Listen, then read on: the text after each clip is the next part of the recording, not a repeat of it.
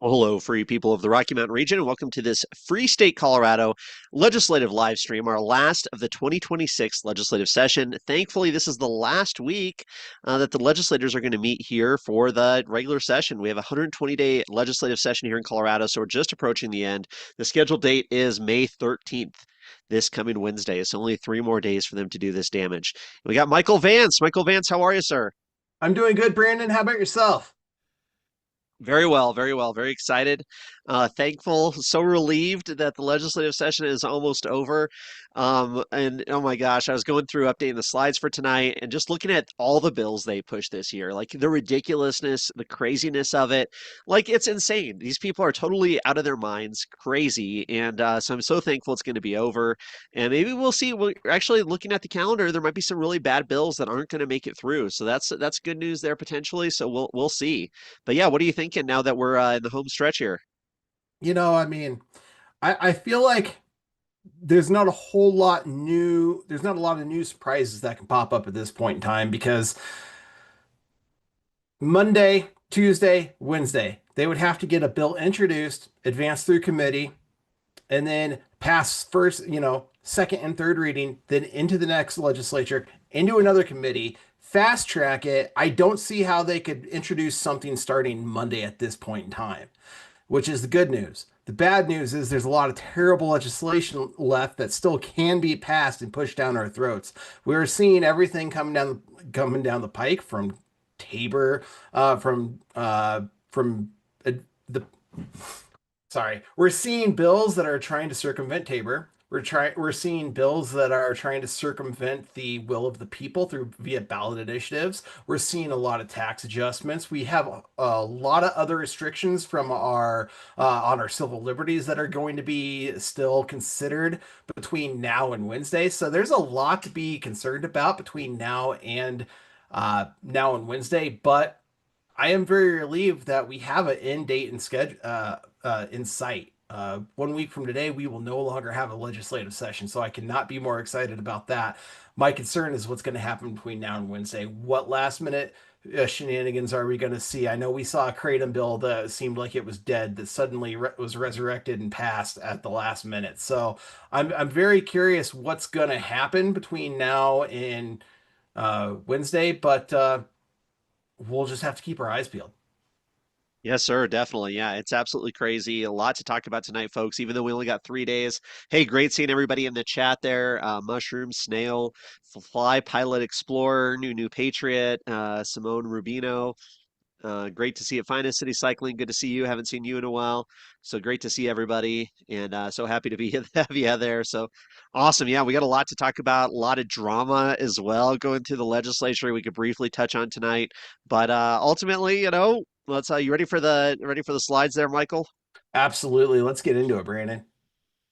Perfect. So, yes, folks, this is the final week of the 2026 legislative session. So, we are saying goodbye, tyrants. So long, goodbye, and thanks for all the fish. So sad it had to come to this. Glad they're gone. Glad it's almost over. But like you said, Michael, we got a lot to talk about, a lot going on. And folks, so this is the count: 712 bills, memorials, and resolutions introduced this year. It's not just bills. I know that's what it says on there, but it's also memorials and resolutions.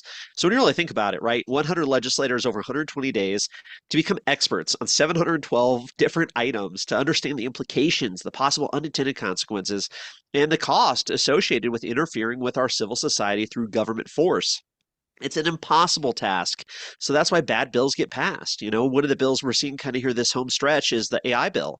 And Michael, you're great at tracking that history on that. But a couple of years ago, we've had some issues where they passed a bad bill, and now they got to clean it up. And I feel like the credit card swipe fees bill, some others are going to come back to haunt us in the future because they're passing laws that they have no business passing. It's based on speculation. I don't know.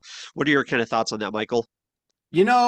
I'm pretty concerned about this because there is a lot of misinformation out there, and it's kind of difficult to parse what the truth is on a few of these bills because there are a lot of concerned people out there. Sometimes people make mistakes. They see something that might be a greater threat to us than what might actually be a threat. And then there's other times where people see something that seems completely innocuous and it turns out to be a major threat to our rights or the way Tabor is going to be structured.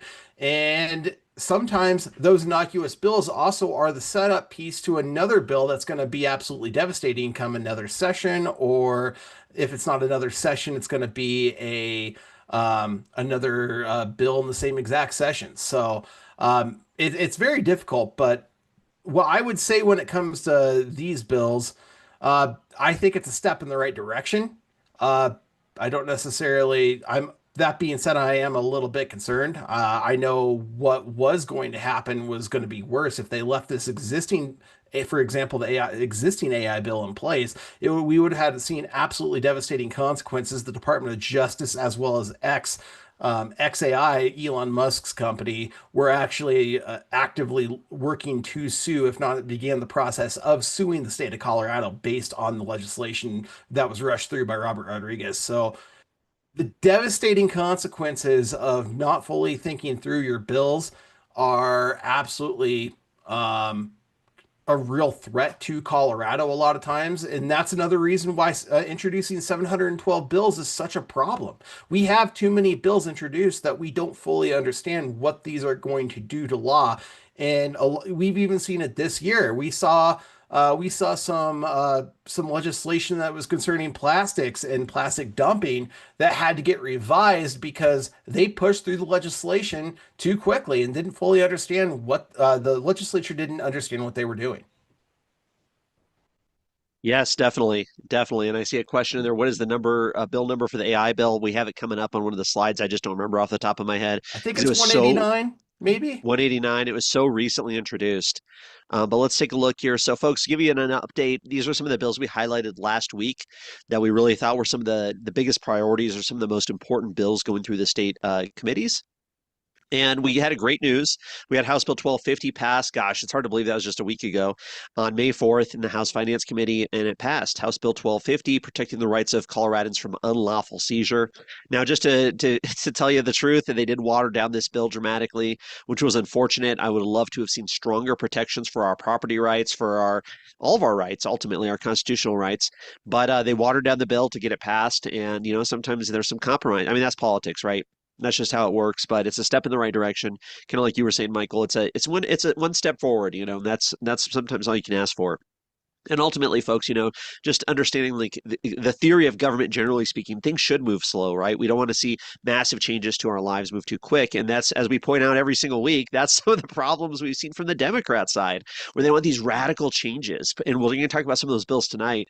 And it's like, no, let's move a little slower. If we really want to change something in law and code, let's make sure it's a good idea. And then also this last week, folks, unfortunately, House Bill 1206, where it's allowing these housing authorities to build or to ask for new taxes from voters. So this bill is going to directly lead to sales tax increases across Colorado. Really bad bill, House Bill 1206, one of the tax increasing bills, and unfortunately that did pass out of committee. Not too shocking there. Any thoughts on these real quick, Michael? You know, it's really disappointing. You see some, I would say, getting 1250 passed out of committee was a win. It's a big win for Colorado. Unfortunately, it's too little, too late.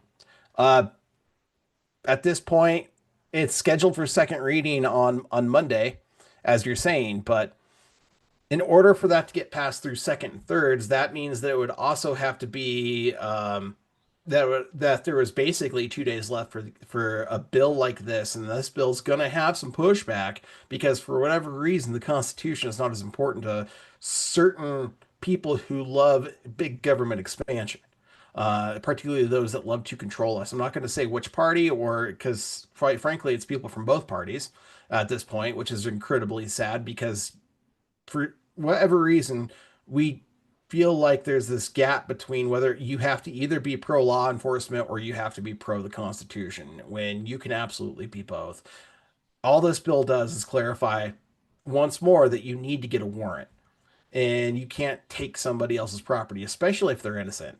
Uh, so it's disappointing to see that. I think this bill's kind of run out of steam and it's not going to be able to advance all the way through unless a miracle happens. So I'm disappointed to see that. But of course, we saw HB 26. And remember, this is a House bill, so it's already advanced. And if it's in Senate Finance, that means it's already advanced all the way through the House.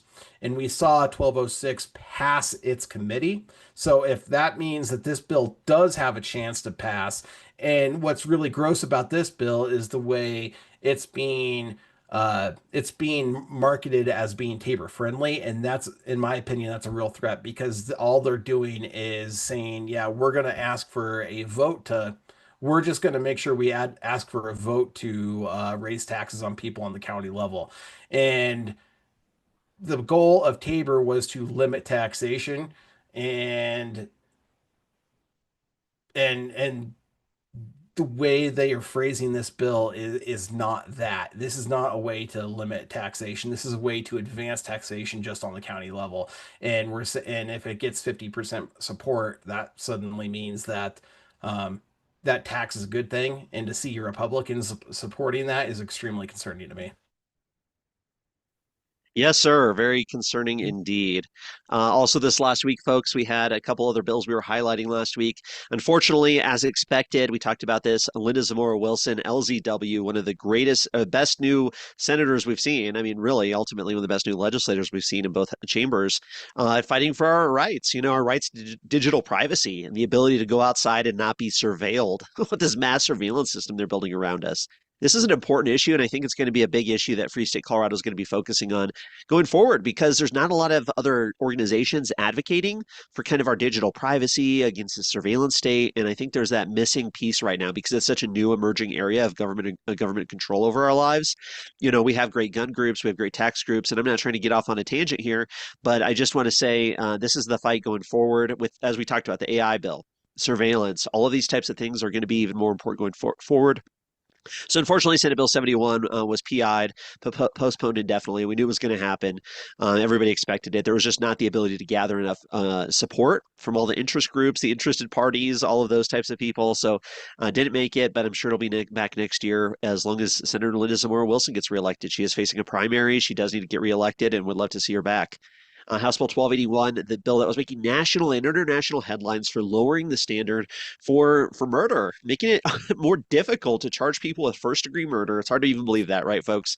Making it more difficult to charge individuals convicted of murder with first degree, instead lessening the charges to second degree. Absolutely insane testimony. If you haven't heard it, I'm going to put a video together with all of it because everybody in Colorado needs to know what's happening.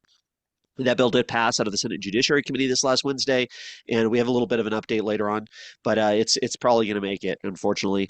Then this last Thursday in House Finance, two interesting bills: the Senate Bill 155 to lower the cost of insurance. This is Julie McCluskey's plan here. They're going to lower the cost of homeowner insurance. Forget this, by putting a new fee on home insurance policies. That's right, they're going to add a fee, aka a tax, to people's home insurance policies, and then they're going to use that to fund a program that can give grants to people in high danger zones for them to build new roofs. And ultimately, if the stars align, this is going to eliminate lower our insurance rates for our homes in about 500 years, I think. So it's a ridiculous bill. Absolutely, I'm being silly here, but horrible bill did pass out of the House Finance Committee, and then a property tax modification bill, which got watered down quite a bit, which was really interesting. So not really as bad as it was. Not a great bill otherwise, but Senate Bill 116, and that did pass as well. But not too concerned about that one in this present state. Any thoughts on these, Michael? It's disappointing to see Colorado Democrats once again, and it shouldn't be disappointing, but it always is. They decide that it's okay to make Colorado a less safe place and pass laws that are not even um, viewed as neutral towards the criminal, but they actually give the criminal an advantage and the public a disadvantage.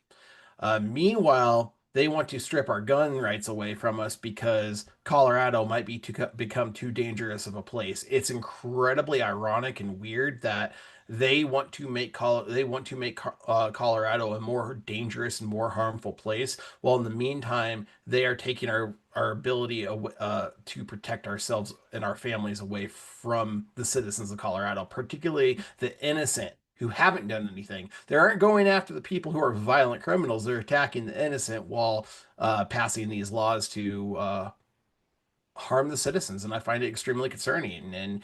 And you see this again. I mean, from property tax modifications, what this is going to do is going to make it more expensive for Coloradans to live. I mean, it's not as bad as it was. And then 155, I mean, at the end of the day, they're once again making it more expensive to live on a homeowner standpoint because everybody's going to have to pay into this grand scheme. And through insurance. And while it might not necessarily affect our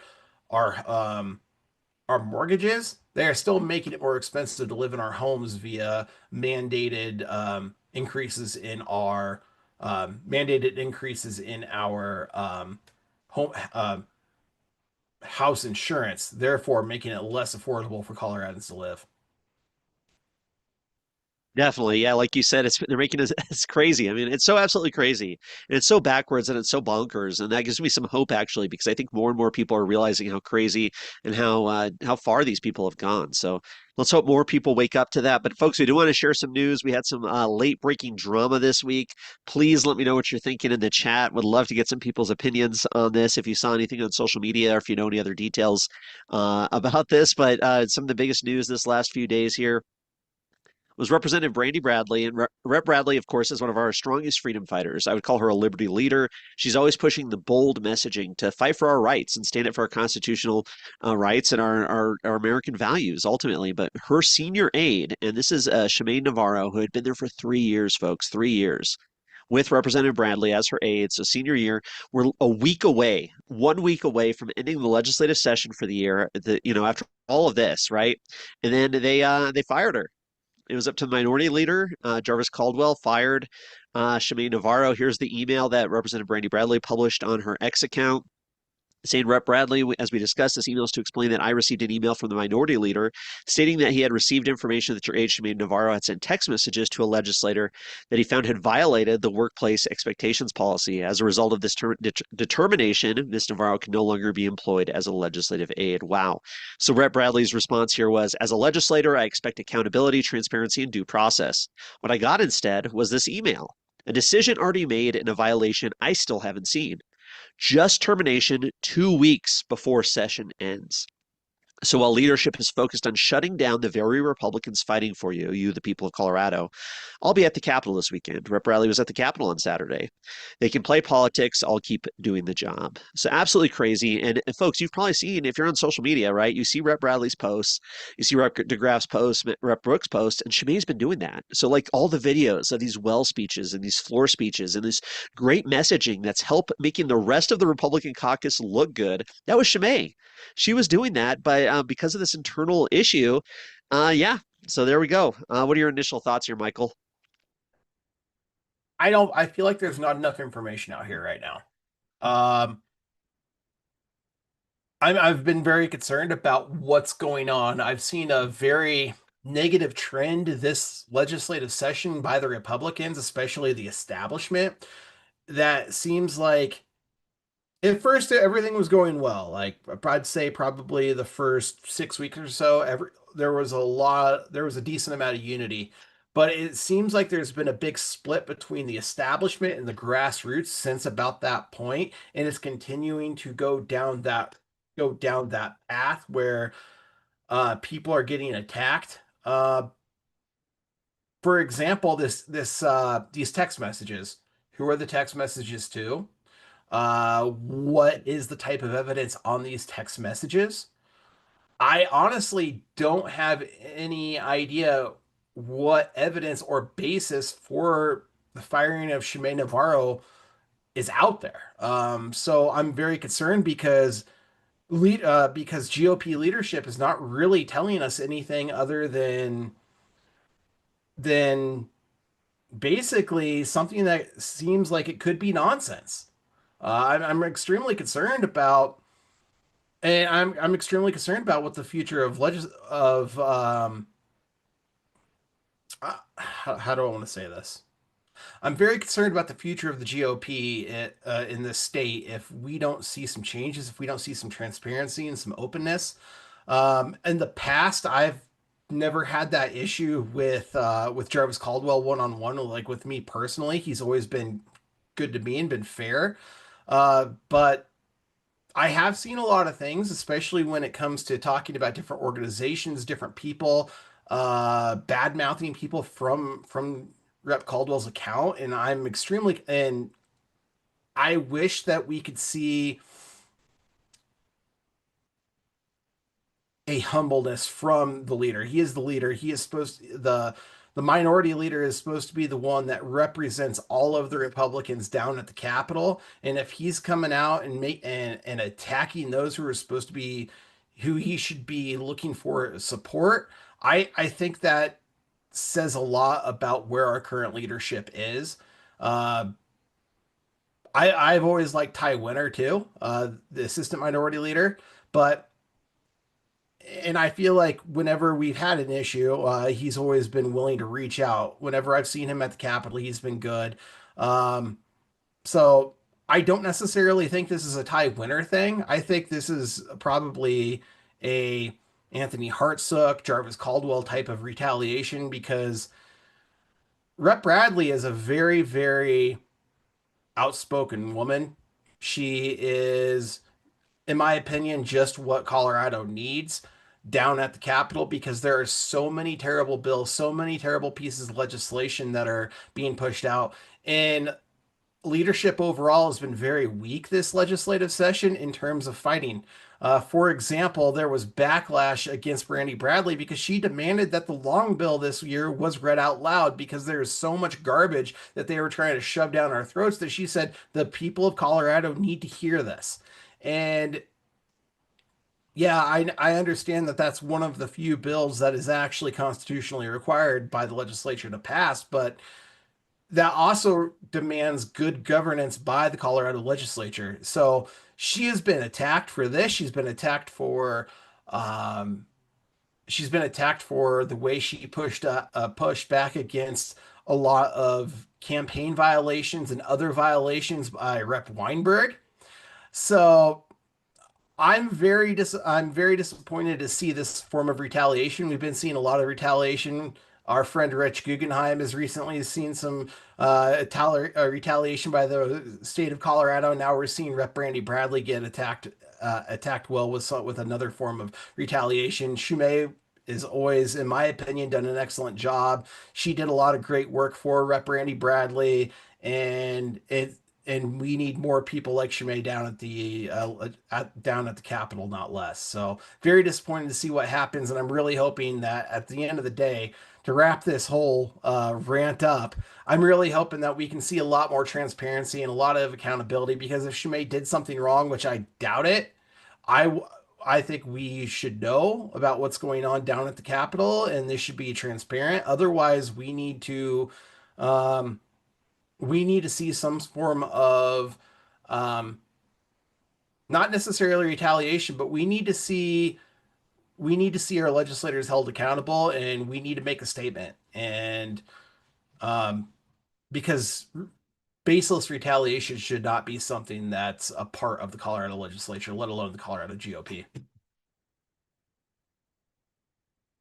Yes, lots of concerns for sure. Like you said, I completely agree. There's not enough information out there.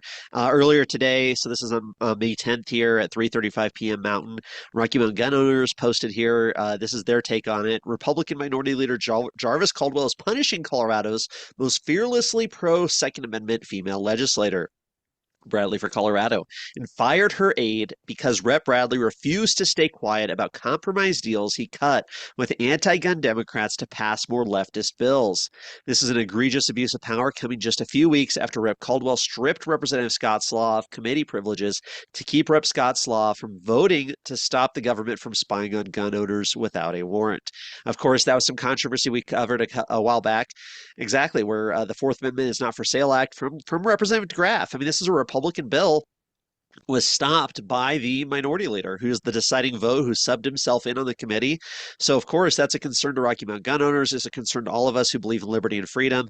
So, yeah, I mean, there's a lot of information, a lot going on. And I got to tell you, I did an interview. I interviewed Shimei, and I got to get her side of the story. You know, this is such inside baseball, folks. So I understand that if you're not really interested in the drama. We're going to get to the Bills here shortly, but interesting stuff here. So check out the video coming out Monday with Shimei Navarro. Don't tread on May is her X handle, and find out what's really going on in the state legislature. You don't want to miss this one. Yeah, she says the muzzle is off that they fired her, so she can say whatever she wants. So if you are interested in the inside baseball about what's happening under the Gold Dome in Denver, definitely check out this video at Free State Colorado here on YouTube, where you're watching this live stream. Be out tomorrow morning at some point. So interesting stuff there. Any final thoughts on the whole situation there, Michael, before we move on? Uh, just not really. I'm just disappointed in what's transpired over the last probably what 10 weeks or so. The split shouldn't have happened. We had Rep Bradley on to interview her earlier in the session, and one of the things she talked about was the unity about within the GOP, and to see all the disunity happen within the last few weeks has been extremely disappointing. So. Let's hope we can see some real changes. We were promised some changes, and we're seeing more and more of the same. At this point, I mean, why not shake up leadership? I mean, let's do something that's going to make a bold move and show the people that we're going to actually fight for Colorado instead of just taking money from the establishment. Uh, I know that that's the biggest thing that a lot of people say is, oh, we need certain leadership in because they can raise money because nobody else is going to give money. Well, nobody's giving money. No grassroots money is coming in because of the decisions leadership's making, and it's all for a select group of millionaires versus what's best for the people of Colorado. So if that's the case, then what's the point of and if we're going to continue down that pathway, we're going to see people have less and less faith in the Republican Party, and therefore we're going to shed even more seats than we already saw. We just we just got out of a we just pulled ourselves out of a super minority position as the Colorado GOP, and with if we're going to continue down this path, we're going to give the Democrats even more and more ground. So it's time to step up and do what's right for Coloradans instead of listening to some people that gave you some cash. Well said, sir. Definitely. And folks, even though this is our last legislative live stream of the year, I will be doing my a yearly annual legislative update at Denver Liberty on the Rocks. I don't know if this is like the fourth or fifth time I've done it, but I'll have a fun slideshow. I guarantee it'll be fun and interesting. And it'll be in person. There'll be beer. Come on out. It's gonna be a blast down at the Independence Institute. Totally free to attend. And we're gonna do a whole presentation, kind of recapping some of the good, the bad, and the ugly from this legislative session. We'll see. It should be a really fun time. I hope you can join us. That it will be recorded if you're not able to make it. It'll be on the Liberty on the Rocks Denver YouTube channel. So hope to see everybody there May 20th at the Independence Institute. Perfect, folks. But let's get into it. Let's get into the meat and potatoes here, the bills of the week. So there are still bills being heard in committee and, of course, on the floor. There's really a limited things to talk about regarding this, but we definitely want to get it to in front of you and get your attention on this because you can still speak up. You can still have a voice, and it's still important to participate in the process, and especially in an important election year, to know what our legislators are doing. All 65 state reps are up for reelection. Half of the 35 state senators are up for reelection.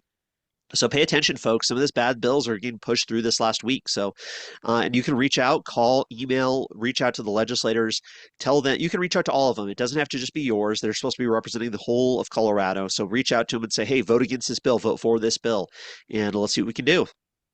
So the biggest committee here is going to be the Senate Finance Committee, Monday, May 11th. Gosh, this is really the big one. This is really it.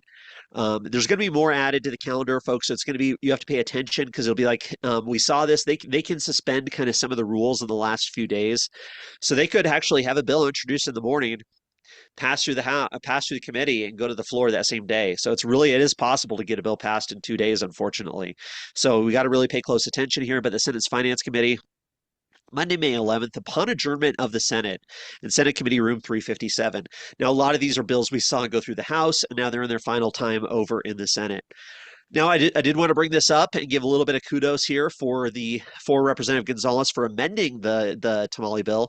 Don't get me wrong, the original tamale bill was great, House Bill 1033. Then it got amended, and the rest of the story came out that had to get amended to pacify Rep. Kyle Brown, who is the Democrat in charge of the committee. This is the story, at least. I don't have anything else to verify this on except what I read. But they added some really bad language to the bill to get it passed, or else the Democrat chair of the committee wouldn't let it get through. So now that it's in the Senate, they were actually able to strip out some of the bad stuff. Now, there's still bad stuff in here. Don't get me wrong. I don't want to say that I support this bill. I still think it's a bad bill.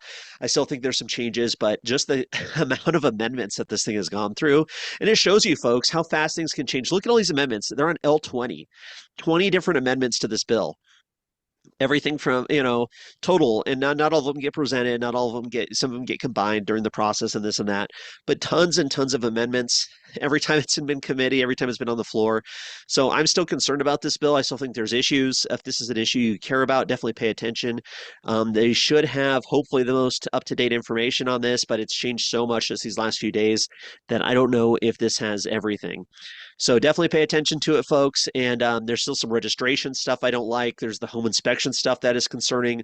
They did raise the revenue cap, and I know that was one of the biggest concerns of like a Little Pine farmer, who's a great homesteader, and some other issues. But any thoughts on this one, Michael?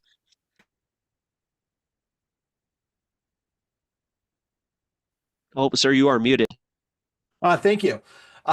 Oops. I, like you, am very concerned about some of the language that is still added in. Kyle Brown, once again, is a threat. I'm not surprised whatsoever that Kyle Brown is actively attacking um, the rights of individuals. I mean, especially when you look at some of the language that was initially added in during that committee. They want to make it so that way you can have a anytime home inspection of somebody who is by the state. I don't want a state inspector coming in. If my wife decides to, participate in this Cottage Foods Act program, I wouldn't want the state being able to come into my home at any point in time. I find that to be an absolutely egregious violation of our personal space. I absolutely want to see at the end of the day, I want to see more stripped out of this bill before I can support it again. Because at the end of the day, like you and I, we both agreed this was a great bill. Talking with Rep Gonzalez at the beginning of the legislature, at the legislative session, this was a good bill. It was very important, and we also know that if you get a Democrat, especially Democrat leadership on your bill as a Republican, you have a good chance of seeing this bill pass. Unfortunately, the way this bill got pushed through and passed, they added way too much garbage in. So I'd love to. So if we can get more stuff gutted from this bill, I'd love to get this bill stripped down. But we'll see what happens. I'm really pushing and advocating for Senator Pelton to do more on this over the next couple days uh, to make this a cleaner bill and really make this a bill that's friendly to not only the consumer but the small time cooks that have a great product that want to get their product out there and they can make some cash off of it. Yes, well said, Michael. And there has been a lot of changes to this bill, and I think one of the big points here is that public pressure can work, right? So if like there's a bill and it's like, there's so much outcry over it, we see amendments, see things change. So it's important that people are involved, right? Another example is House Bill 1289 this year that would have stripped out the tax exemption for bullion for metal coins, but there was so much outcry over it that they took that out of the bill. So is that the case here? I don't know, but maybe there was so much pushback and so many people in the public who were concerned about the amendments that restricted this bill or made it less liberty, I guess is one way I'd put it, that maybe they changed it here. So just briefly, folks, this is the most recent fiscal note. You can find it. I just shared the legislative website in the chat, but this just came out on May 8th. So today's May 10th. This is the most recent one. This is the fourth revised note. They've had to revise this fiscal note 4 times because of all the changes to the bill. But just real quick, this bill expands the Colorado Cottage Food Act to include the production and sale of packaged foods that require refrigeration, such as tamales, burritos, tortas, but excludes other products such as raw milk for fermented foods and alcohol. The bill also permits the production and sale of meat and meat products if the producer has been federally inspected or satisfies an inspection exemption. Don't love that, don't get me wrong, but that's there now, or that's new. So it is a minor expansion of freedom. producers selling the refrigerated food. Now, this only applies to the refrigerated food products. That's interesting. So people who are making like bread and things like that don't necessarily apply to this, from what I understand. But this is the big one, of course. Produce no more than 5 individual types of food that control time and temperature controls for safety. So I guess, that's 5 of those types of foods, but a limited number of other types of foods that don't require that temperature control. So that's good. I mean, if they didn't change that, if that remains how it is now in current law, because originally it was more, this bill would have made it more restrictive, and that's why we were sounding the alarm so much. So if they change that, I don't like this part where beginning January 1st, 2027, cottage food producers must register with the CDPHE before selling any products. Now that's a serious concern. What if it's just bread and stuff, right? Registrants must include the types of food sold, and the department must issue each approved producer a registration number. Don't like that, which must be included on all labels affixed to the product sold. So everything. So now you're increasing costs, right? And like so much of the testimony in the social media is like, oh, these people who are little kids or they're immigrants or whatever, and it's allowing them to do this. But if they have to go get registered, they have to get these labels. They have to have all these new types of regulations around them. I mean, you're just pushing people out of the market at that point, right? Or increasing costs, and then people are like, I'm not going to do it. So right now, current law caps the Colorado Cottage Food Act regulations on individuals earning $10,000 or less per year for each eligible food product sold. This bill increases the cap to $150,000 or less per year, which the CDPHE must annually adjust for inflation. So before it was $10,000 in profit for each product. Now it's 150,000. I'm hoping that's per product. I hope that's not the cap for everything. It'd be very interesting to see. I'll have to read the entire bill to really make sure. Don't want to take the time to do that tonight. But nonetheless, still some concerns. It's still on some level is an increase in government regulation, government control. On another level, there's a little bit of expansion of freedom. So I don't know. I still ultimately, like you said, Michael, would love to see some other changes to this bill, especially around that revenue cap, the registration requirements, and all of that. But yeah, it is what it is, folks. But that's why we pay attention. That's why we get involved, and that's why we try and have a voice in the process, right? Any other thoughts, Michael, on this one before we move on?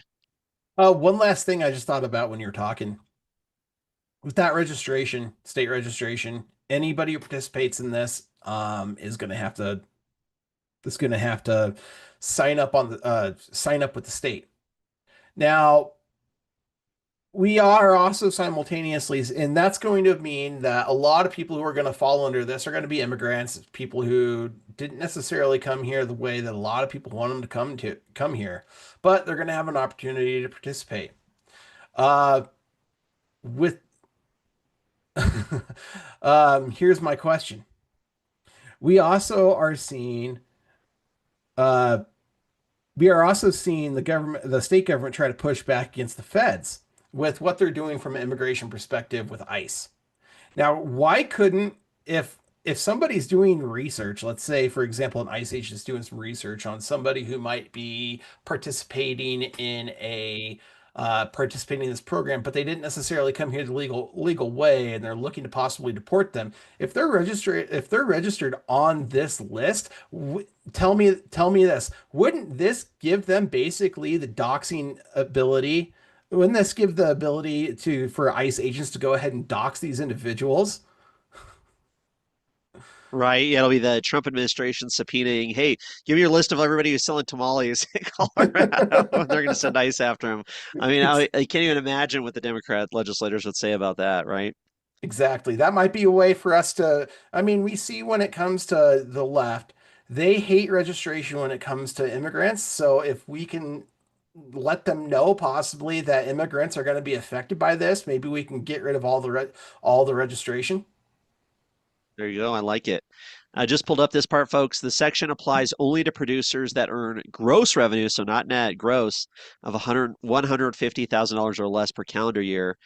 uh, of food permitted. So this is no, this did not fix the revenue cap problem, right? Because it used to be $10,000 per calendar year for each food product, and if you did it 10 food products, right, then that's 100,000 right there. And that's net, not gross. This is going to be gross. So this is not expanding the revenue cap. It's actually lowering the revenue cap, right? I mean, that's how I read it. What do you think? Am I reading that right, Michael?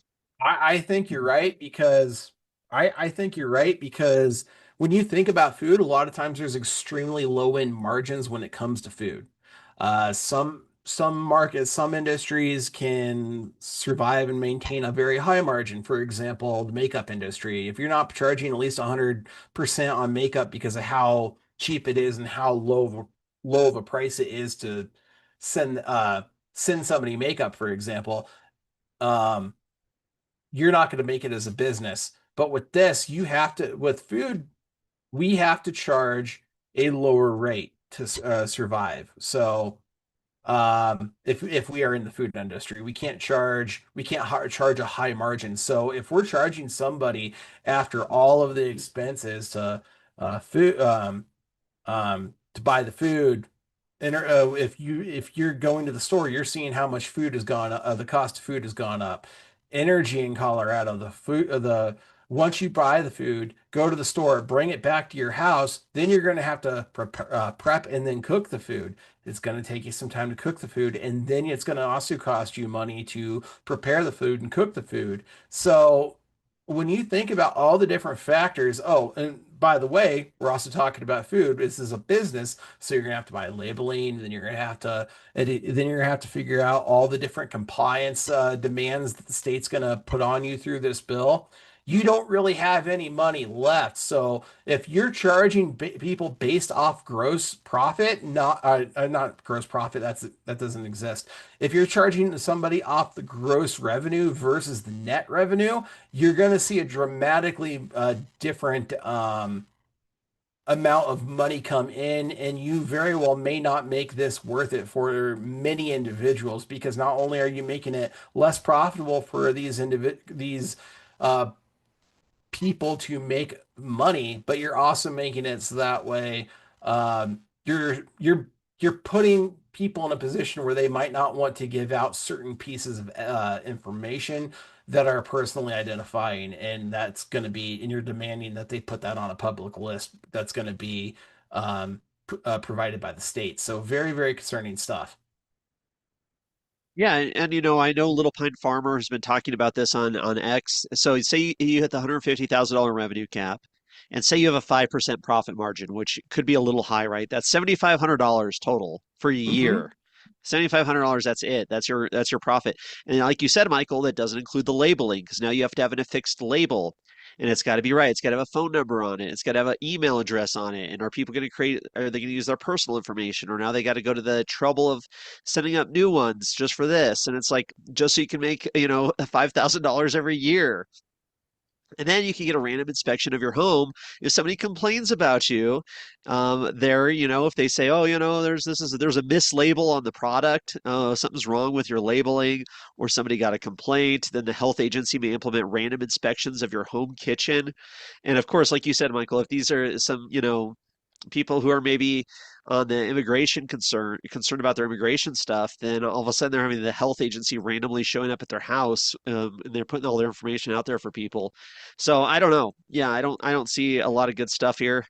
So, I know they tried. Don't get me wrong, but ultimately the revenue cap I think is really the worst part, and then all the other things involved as well. So, yeah, lots of stuff, folks. Lots of stuff. Yeah, go ahead, Michael. One thing I do want to say is I do think Ryan Gonzalez, it was trying with this bill. This is his prize piece of legislation from his first term, comprising this legislative session and last legislative session. This is the one thing that he really tried to push.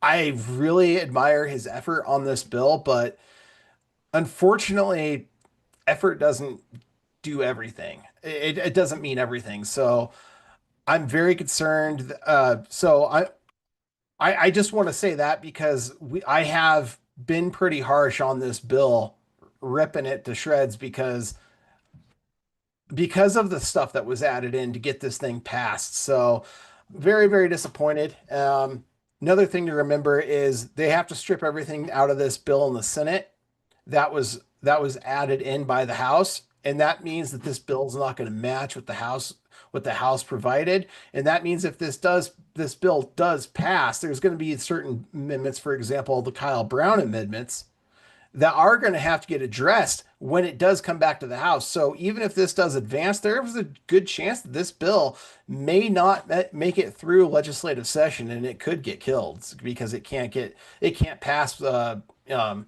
coherence um, what do they call them? Coherence Yeah, the coherence committees. committee or the yeah. Yeah. No, good point So for sure. And folks, if you're interested, you could testify on this bill. You could zoom in tomorrow upon adjournment of the state senate. Could be a late in the afternoon because there's going to be a lot going on the floor. They could do it early though. They could have the committees early and then re meet on the Senate floor. So you really have to pay attention all day. But upon adjournment, Senate Committee Room 357, you can register online right now. If you don't know how to do that, folks, it's very easy. Any of the bills we're talking about tonight that are being heard in committee, you can go up here, just leg.colorado.gov, committees, public testimony options. It's that easy. And then you see the list of the bills. Like, okay, I'm going to select that bill remotely over Zoom. For or against, you put your information in there. They email you a Zoom link. That's it. Just show up, get on the Zoom. You can be sitting on the Zoom all day while you're doing other stuff, just listening for them to get to that bill and then call your name. It's that easy, folks. You can sign up for any of these bills, but we spent a good amount of time on that. There's some serious concerns. I'll try and testify. Just it just depends on day job schedule type stuff. But yes, folks, pay attention to this one if you're in the cottage food industry. And there we go. Like you said, Michael, very serious concerns at this house. Even though it has Monica Duran on it, there could be a little bit of a pushback. So we'll see. We'll see what happens on there.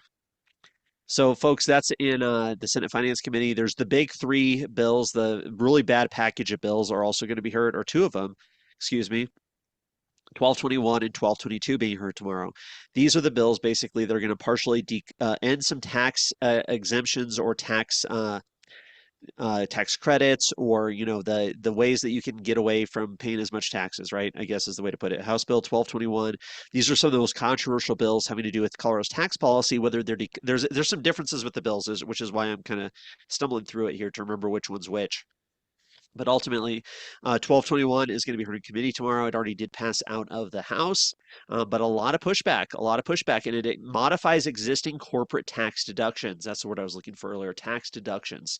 Basically, creating a new corporate income tax add back and a new individual income tax credit. So they're going to shuffle some money around here, folks. Of course, businesses are going to pay the cost. Employers are already fleeing the state of Colorado, and now we're taking away their tax deductions. I mean, come on, folks. What is this going to do to our economy? Nothing good, that's for sure.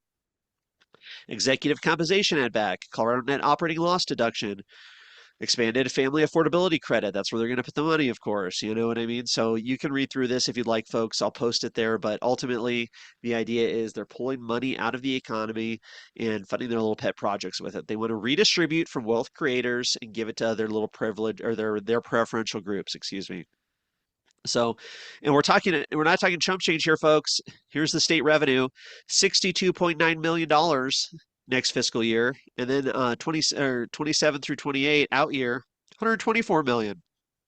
So you're pulling another $124 million out of the economy every year by eliminating these tax deductions. I mean, of course, that could make a huge now, obviously that's spread across a lot of different businesses, but that could be the breaking point for a business not to set up shop in Colorado or to go to another state. Plus, it complicates our tax code, making it a lot more difficult for Colorado business people to do their taxes because they're not the same as federal taxes. You could claim this on Section 162M of the IRS taxes, but now you have to add back this money to the Colorado taxes. So there you go. Bad news, folks. Ultimately, the whole idea here is they're trying to it's FATSI is the name for it. You'll hear Natalie Menton call it that FATSI, the family affordability tax credit, which has robbed tons of our Tabor refunds, and now they're going to rob more tax money from Colorado businesses for this. Absolutely crazy. So there you go, folks. They're trying to go after the rich, and it's not surprising when you see Yara Zoke, Emily Sirota, Judy Amabile, Katie Wallace. I mean, these people are the true believers in big government, advocates for more government and state control over our lives, and they want more of our money. They think they can better decide what people do with their money through the state process rather than us as individuals. So this bill's being heard tomorrow in Senate Finance. You can testify on this bill. You can listen in, but yeah, Senate Finance upon adjournment in the Senate. Any thoughts, Michael? uh, I think they're trying to play games with this one. One thing that sticks out to me is Section 3, which used to be Section 4. It requires a corporation for purposes of determining their state taxable income for the state income tax years commencing on or after January 1st, 2027 to add their federal taxable income to the amount, if any, that the taxpayer claimed as a deduction on the state taxpayer's federal tax return pursuant to to the employee remuneration deduction allowed pursuant to Section 162 of the M of the Internal Revenue Code. So with that, I think what they're going to try to do, and I could be completely wrong about this, but they want to see up front the differences in what you charge versus the state and the federal, because they want to be able to use that to attack these businesses from a audit standpoint. They want to get in there and just try to see, they want to use this as a quick red flag. And if they see something matching up, that's going to be an immediate red flag. And that might be something that, for example, let me rephrase that.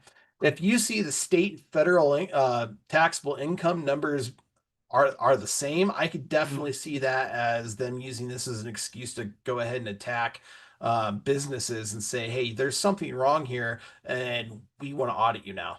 And uh, just because they want to, as you say right here, they want to reduce yeah, they're trying to mitigate the reduction to wealthy taxpayers and corporations as tax burdens as a result of recent federal law. So they basically are trying to take the money back from businesses while we are already the 40, what is it, the 43rd most regulated state in the country.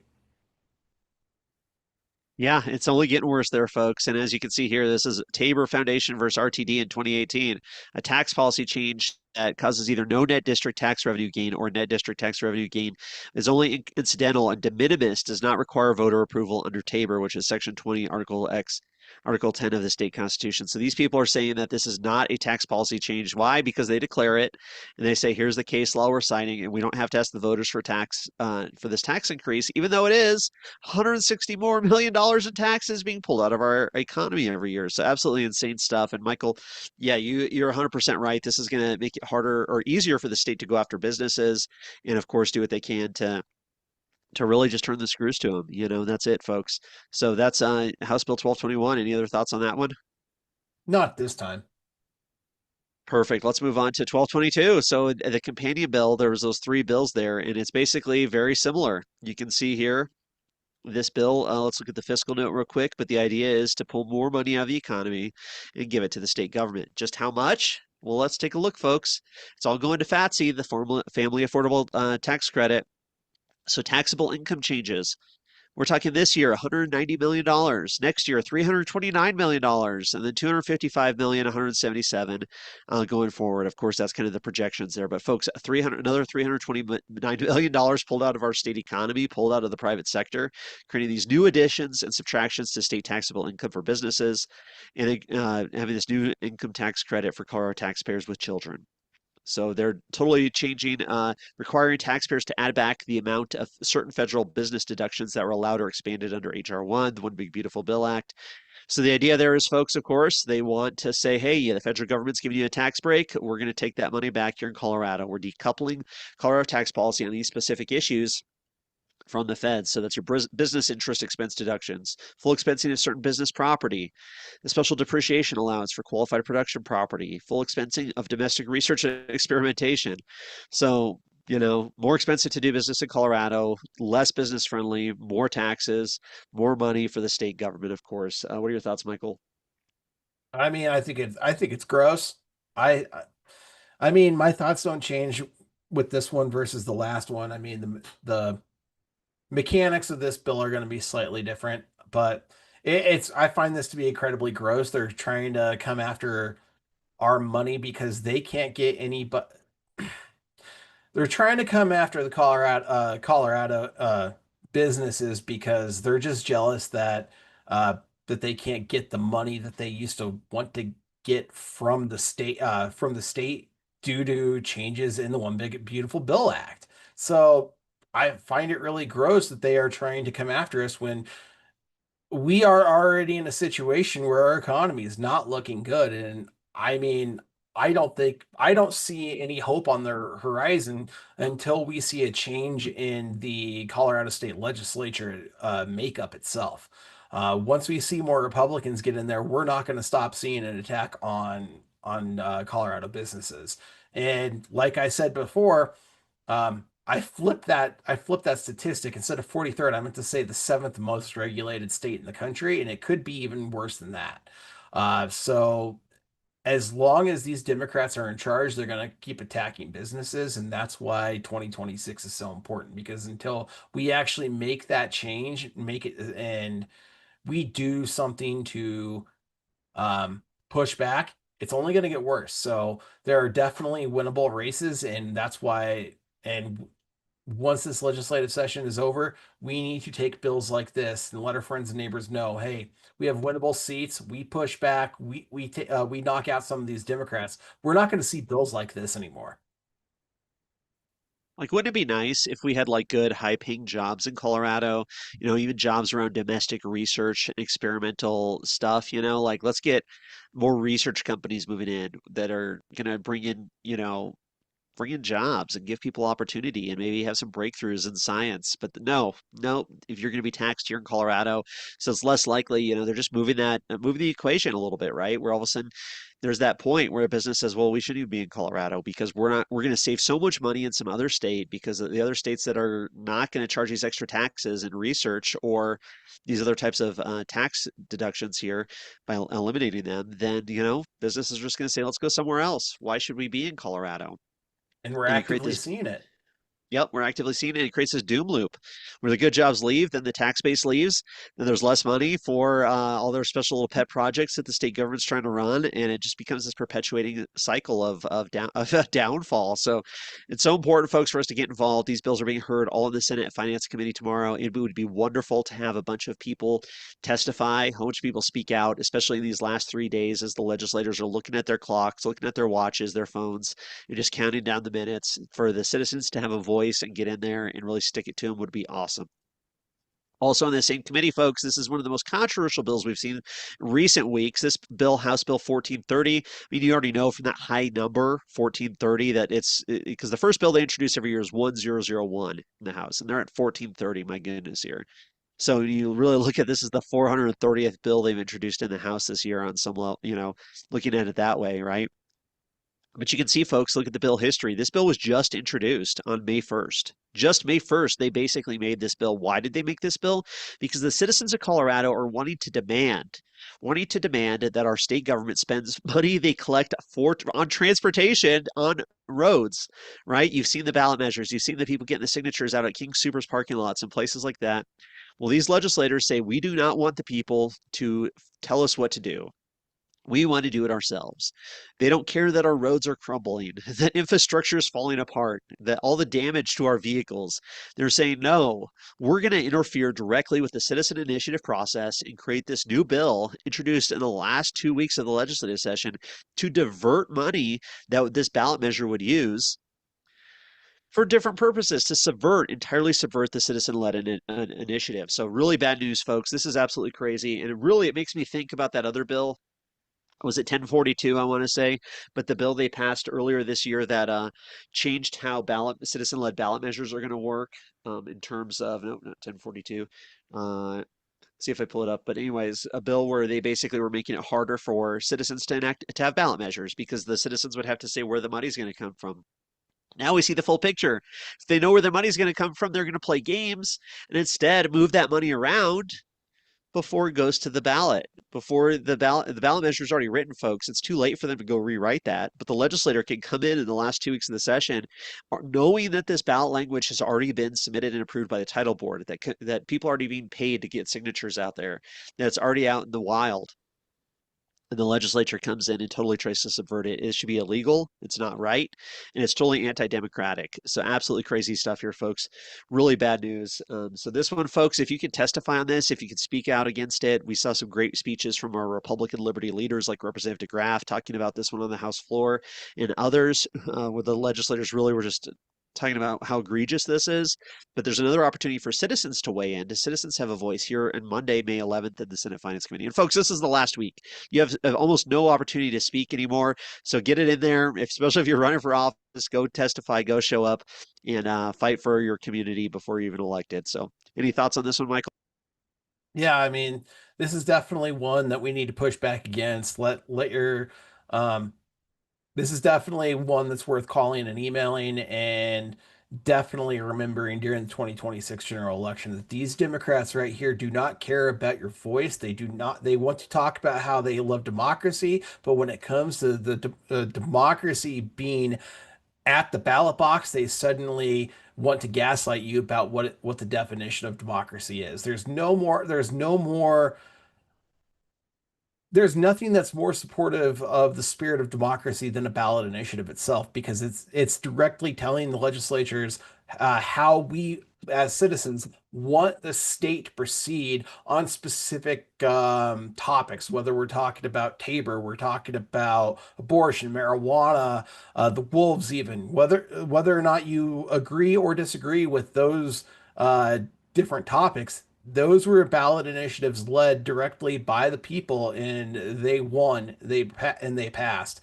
Um, so it's very, very concerning to me when I see these Democrats clamor to the idea of democracy and then try to gaslight you about what democracy actually is, because they come out and they take, for another example from this legislative session, sports betting. It recently passed, yet the Democrats want to regulate and push back against sports betting down at the legislature when they've directly been told, no, this is something that we as the people want and you need to respect that. So very, very concerning stuff. Definitely call and email your legislators, let them know that the constituents have had enough, and this is something that they need to respect. And just to read it here, folks, Initiative 175, if passed by voters during the November 2026 election, would define certain current state revenue streams as state revenue collected for road transportation and require that those revenue streams be spent on road transportation beginning January 1st, 2027. So, excise taxes and fees imposed on motor vehicles and motor vehicle fuel. Makes sense, right? If we're driving literally our taxes and fees on our vehicles and our gas we fill up, why isn't that money going to the roads, right? Isn't that why we're paying it? Isn't that what justifies the tax they're charging? Because we're driving on the roads, wearing them down, or we're using them. So that's the justification, right? We're using the roads, so they should say, okay, well, we got to maintain the roads, we got to keep the roads in good shape, we got to do this. The more people drive on them, the more we have to do. So that's why they have these taxes. That's why these fees. That's what they claim, at least. But no, our state government uses it on mass transit projects and all these other little schemes. This initiative, like you said, Michael, it tells them that enough is enough. The people of Colorado are fed up, and we want our money that we're paying for on our cars and our gasoline to go towards fixing the dang roads. Even sales and use taxes imposed on motor vehicles, parts, and accessories. Wow. The measure is expected to obligate up to, so this is Initiative 175, folks. This is what our legislators are so worried about. That this measure is expected to obligate up to $2.09 billion per year of state revenue towards road transportation. Great, good. The fundamental concept of our government should be fixing the dang roads, including $1.4 billion of highway users tax fund revenue, $538 million of general fund revenue, and $155 million of other cash revenue. The actual amount obligated will depend on future revenue collections. The revenue streams determined to fall under the initiative's definition of state revenue collected to support road transportation. The measure creates a new spending requirement for a portion of the general fund and cash fund revenue, requiring general fund revenue collected for road transportation to be allocated in accordance with the existing highway users fund allocation. After the off-top disbursements to the Department of Revenue and the Department of Public Safety, this revenue is distributed to the state highway fund, about 60%, counties about 23%, municipalities about 17% for transportation purposes. So the people of Colorado, I think, will overwhelmingly vote for this Initiative 175. That is, saying, yeah, we want our gas taxes, we want our car taxes to go towards fixing the roads. That's why we have a car to drive on the roads. If you're going to tax us on it, fix the roads.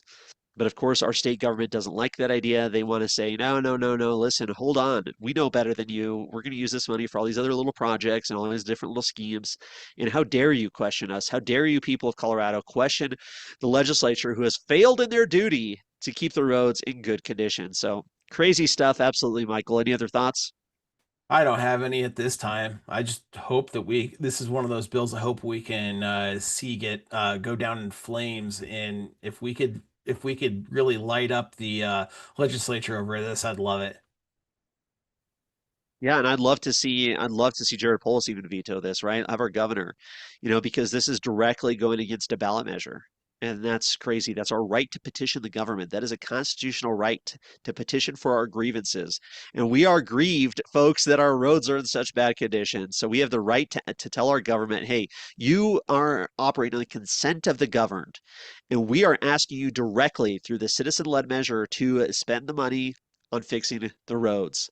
And these little tyrants here, Bosnecker, Sirota, Lidstedt and Amabile, of course, think they know what's best for all of us. Just looking at the bill real quick, there's probably even more of them on there than that. Yep, look at that.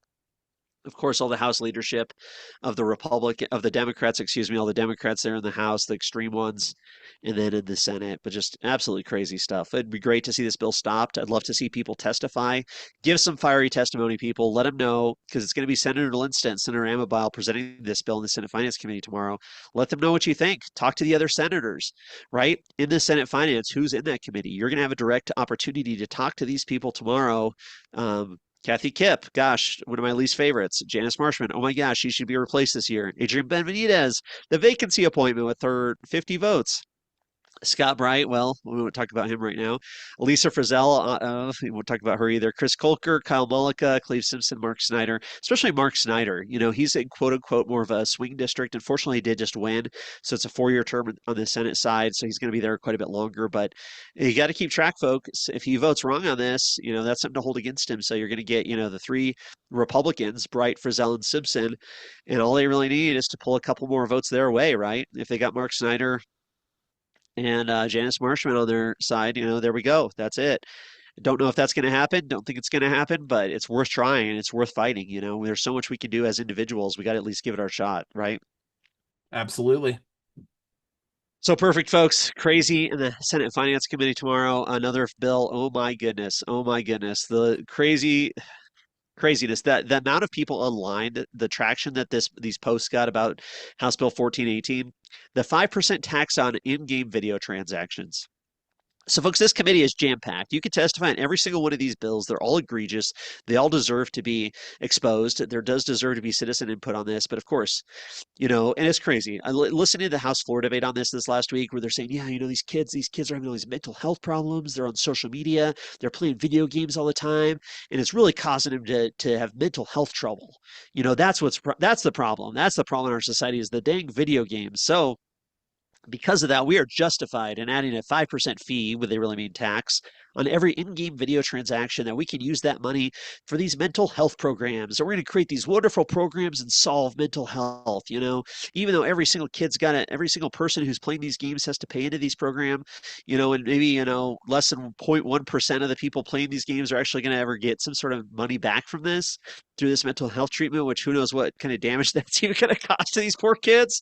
Like, I don't trust that this is a good idea at all, but it's insanity, folks. And then they can adjust the amount of the fee. They can adjust it under this because it's a fee, not a tax. It's not Tabor. It's insane. This definitely deserves a lawsuit if it's passed. This is something. Jared Polis says he's a gamer, right? He says it on X all the time. He's like, I'm a gamer, you know, on Facebook and stuff. Maybe Jared Polis should veto this one. I mean, it's his last term, folks. Come on, Governor. You're going out. Go out, veto this one. Stand up for the video game community here in Colorado. What do you think, Michael? No, I agree. I mean, I would love to see this one get vetoed. Uh, it's quite remarkable to hear the legislature and the government try to say we care about the kids. The kids are suffering from mental health issues. Well, what happened over the last few years that led to mental health issues amongst our youth? 1 in 10 teens, and this is what was absolutely shocking to me. 1 in 10 teens suffered from suicidal thoughts during COVID, and that was just a couple years ago. So you want to tell me that the video games are the real issue when what's actually the much bigger issue is the lasting damage that COVID and the government's response to a virus had on our children. And remember that virus was a government created virus. So we're talking about a government created problem and government created solutions that created even more government created problems. And where has the Colorado state government been when it comes to their own action or when it comes to the consequences of their own actions? They've been completely silent. If they really want to help the kids, they need to talk to the kids about what they did during COVID and how they harmed our children. But we're not going to hear a peep from that. Now we get four more full-time employees in our state government to handle all this money. And then all this money they're going to collect, folks, they could spend 3% of it on administrative costs. So 90%, 97% of these, what they're projecting to be $20 million a year next year, $20 million a year, they're going to spend 97% of that money into these different funds. They're going to send 40% of it to the Youth Mental Health Peer Navigator Grant Program. 35, these are probably like NGO little buddies of these legislators, I almost want to bet you. 35% on the Crisis Resolution Team program, and 25% on the Youth Mental Health Services program. I mean, come on. I mean, like, gosh, I don't even want to say that they're going to be using this money to trans the kids, but they're probably going to be using this money to trans the kids. This mental health peer navigator program, these kids are going to be like, oh my gosh, I'm having mental trouble. And they're like, oh yeah? Well, do you want to take these drugs? You want to, go through this horrible genital mutilation? Maybe that'll solve your problems. Maybe have you ever thought you're in the wrong body? Have you ever thought that maybe you're a different gender? Maybe that'll solve all your problems here. I mean, this is, I hate to say it, but come on, we know the money's going to go to stuff like that. We just know it is. The, And then there's yeah, go ahead, Michael. Go ahead. oh, real quick. Garcia is a co-sponsor on this bill. She's not a prime sponsor, right? Look out for how much money gets sent over to the CSPC, the Colorado Statewide Parent Coalition, because I'd be very concerned about her being a co-sponsor on this and then this being on this bill and what her NGO does. I could absolutely see this as something to red flag for the future, and we need to see exactly what's going on with NGOs like Lorena Garcia's and others, because I could absolutely see some shenanigans being played where certain tax dollars get funneled to the CSPC and other organizations because of this type of stuff. Yeah, I wouldn't be Yeah, surprised. And she did vote for the bill. She's not a sponsor on it, but she did vote for the bill when it was over in the House here, folks. So yeah, we're all this millions of dollars we're talking, folks. $20 million a year into these programs. The Crisis Resolution Team program, the community-based de-escalation, and stabilization services to youth experiencing high acuity behavioral health crises. Wow. So there's the money there for counseling, therapy, case management, peer support, and all these other types of things. Medication management, of course, they're going to drug up the kids and all this and everything. Then the Youth Mental Health Services Program. This bill shifts administrative duties for the Youth Mental Health Services Program from the BHA to the enterprise, to this new entity. The bill additionally codifies current practice, increasing the number of reimbursable sessions per patients from 3 to 6. So, these little NGO mental health industrial complex is going to make millions of dollars off of this. Absolutely craziness. And every single person who's playing video games in Colorado is going to pay for it. And good point in there. Break the Chains Media says the gaming industry is international. They think that AAA gaming company from South Korea is going to look into some state laws like this. Give me a break, right? And that's a good question. Like, that's a great question. How are they gonna do it? Like, how are they gonna make these businesses go along with this, right? That's a great question there. But this has got to be a ballot. This has got to be an election issue. That's what I'm trying to say. It's got to be an election issue. This has to be something that comes back and unites the gamers against the Democrats who are really trying to do this. And that's what I want to see. Probably, gosh, this bill is 39 pages long, folks. And this bill was similar to a bill that got killed because it was so complicated. Crazy stuff here. There's a petition clause, severability clause. I'm just wondering how they're going to enforce this, of course, and then what are they going to do to go after gaming companies that don't charge that, right? Like there's some app on your phone, and they're like, yeah, we're just not going to charge that. We don't care. Come find us in Iceland or something. You know what I mean? And yeah, what are they going to do about it? They're going to send the Attorney General. Jenna Griswold's going to be going after that, and God forbid Jenna Griswold's our Attorney General, but she's probably going to be. But yeah, so craziness, folks, absolutely craziness. Bad news all around. Bad news bears. But yeah, bad stuff. Any other thoughts, Michael, before we move on? not at this time. I'm just very concerned about the future of our money if this does pass, and what programs are going to get it, and what politicians might be set up um, to profit.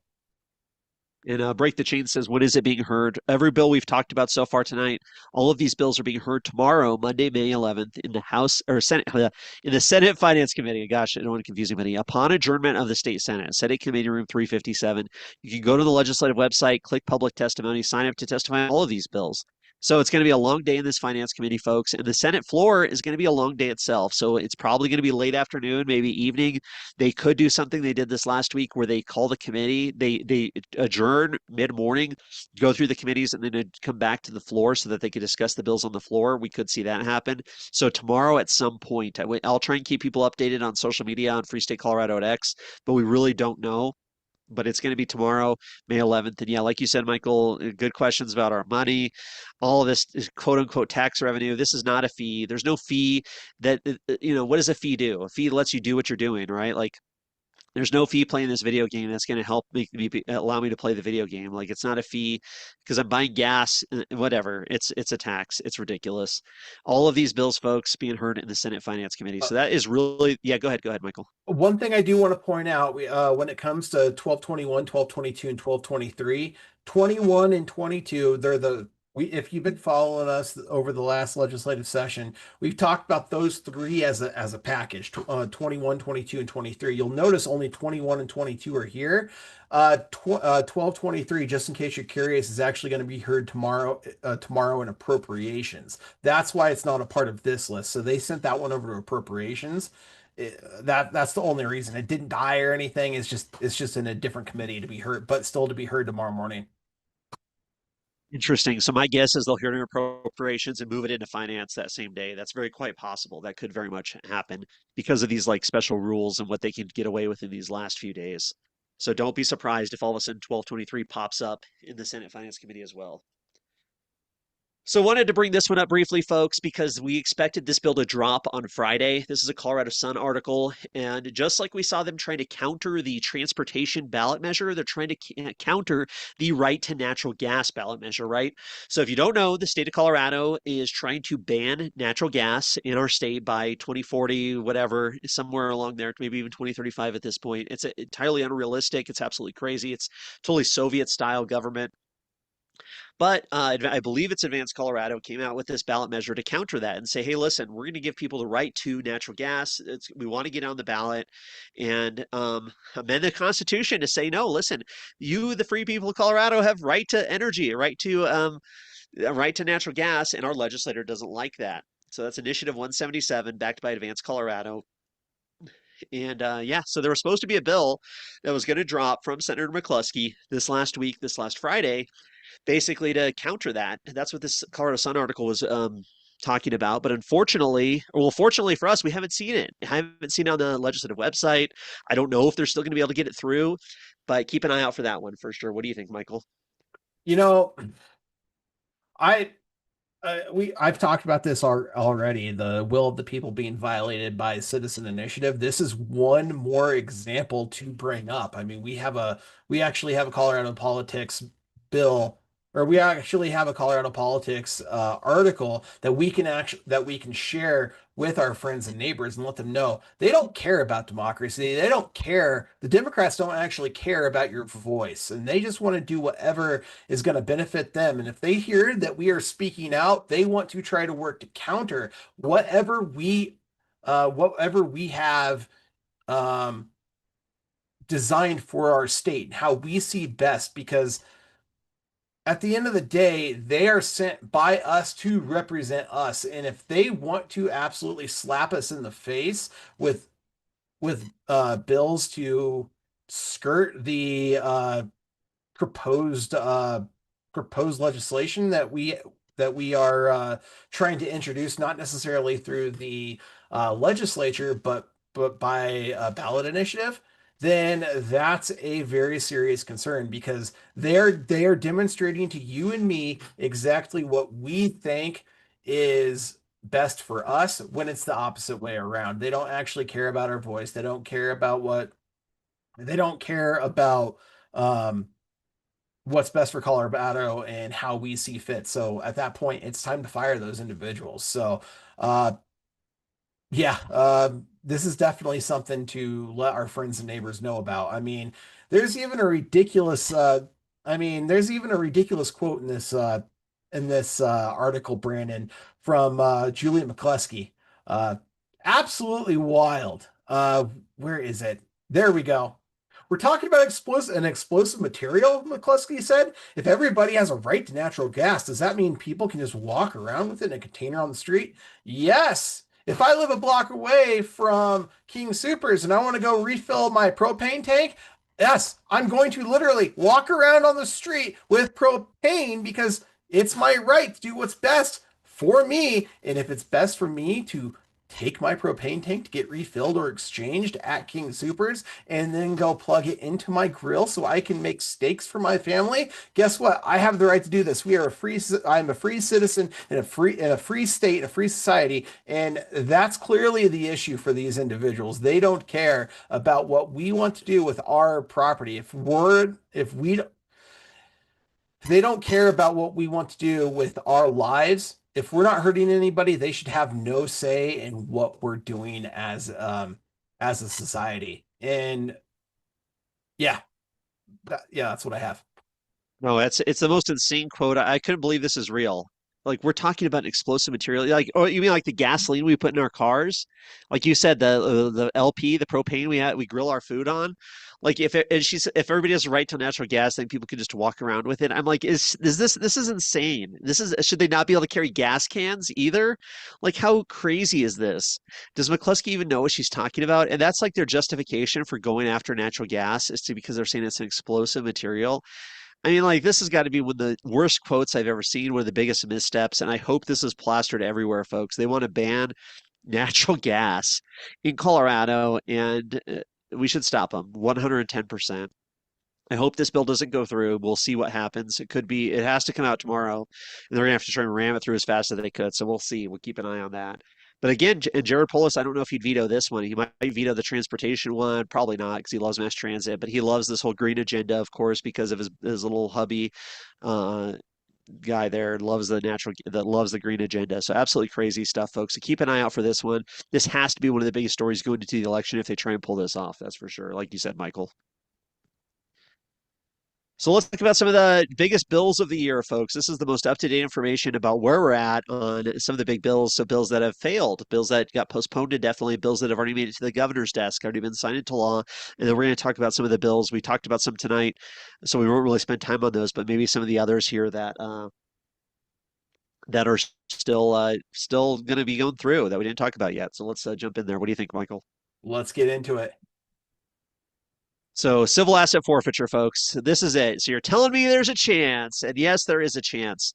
So, House Bill 1250 is going to be heard on the House floor on seconds.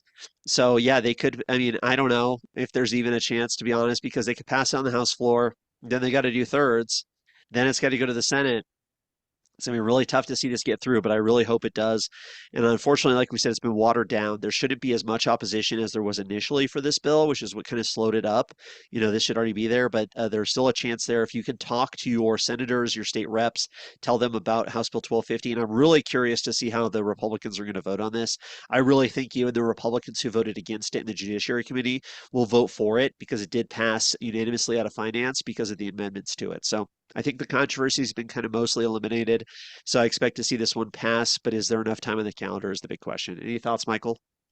Hope to see this pass. I mean, like you, I mean, I if I were to bet, I would say it's not going to pass, but that doesn't mean it still won't pass. There's always the possibility of getting this passed, but in the way we're going to get this passed is by raising a stink online and by calling our legislators and emailing them and let them know this is something that's important to Colorado. Because if they do see that, they can quickly get this turned around, and we can see this advance through. Uh, but is that going to happen? And is this as high of a priority to them as of this moment? I don't think it is. But the only way we're going to have a shot is by talking to our representatives and letting them know how important this is to us. Definitely put some pressure on them, make some noise about it. That's a really good advice there. We have also a good bill we've been tracking for some time now, the back to school sales tax holiday.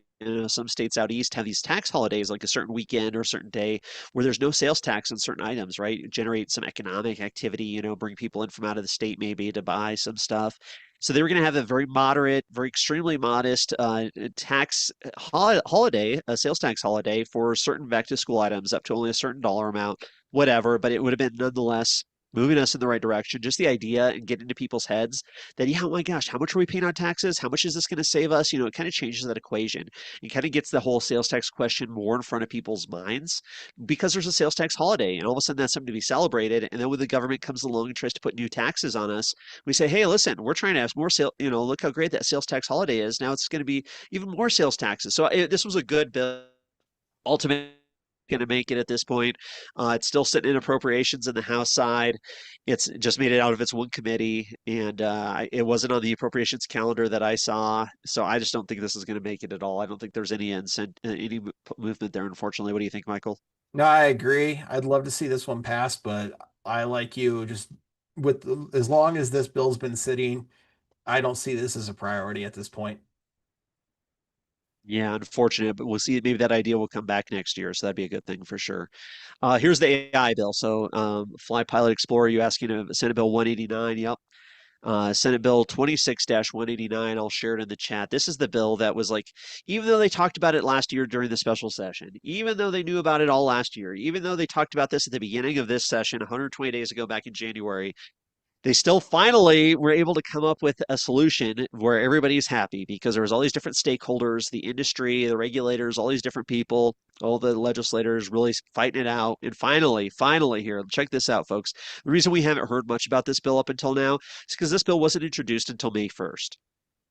Really, it was introduced 9 days ago and already made it through the Senate, made it through the House, passed House on third reading. So now it's just got to get that coherence committee where they have to agree to the amendments. So this one is basically the cake is baked on this one for sure, folks, and this is the one that they were pushing. But yeah, I mean, it was interesting because so much of the debate, so much of the discussion happened behind the scenes from January till now, and then boom, they had a final product, introduced it. They still had to add some amendments to it on both chambers. Finally got it. Finally got it there. But yeah, this is the one. And I'm not going to go through all the details here, but I shared the link in the chat if people want to go into the AI bill. But yeah, that's finally it. Finally, at the end of the legislative session the last week, they finally got to this. Any thoughts on this one, Michael?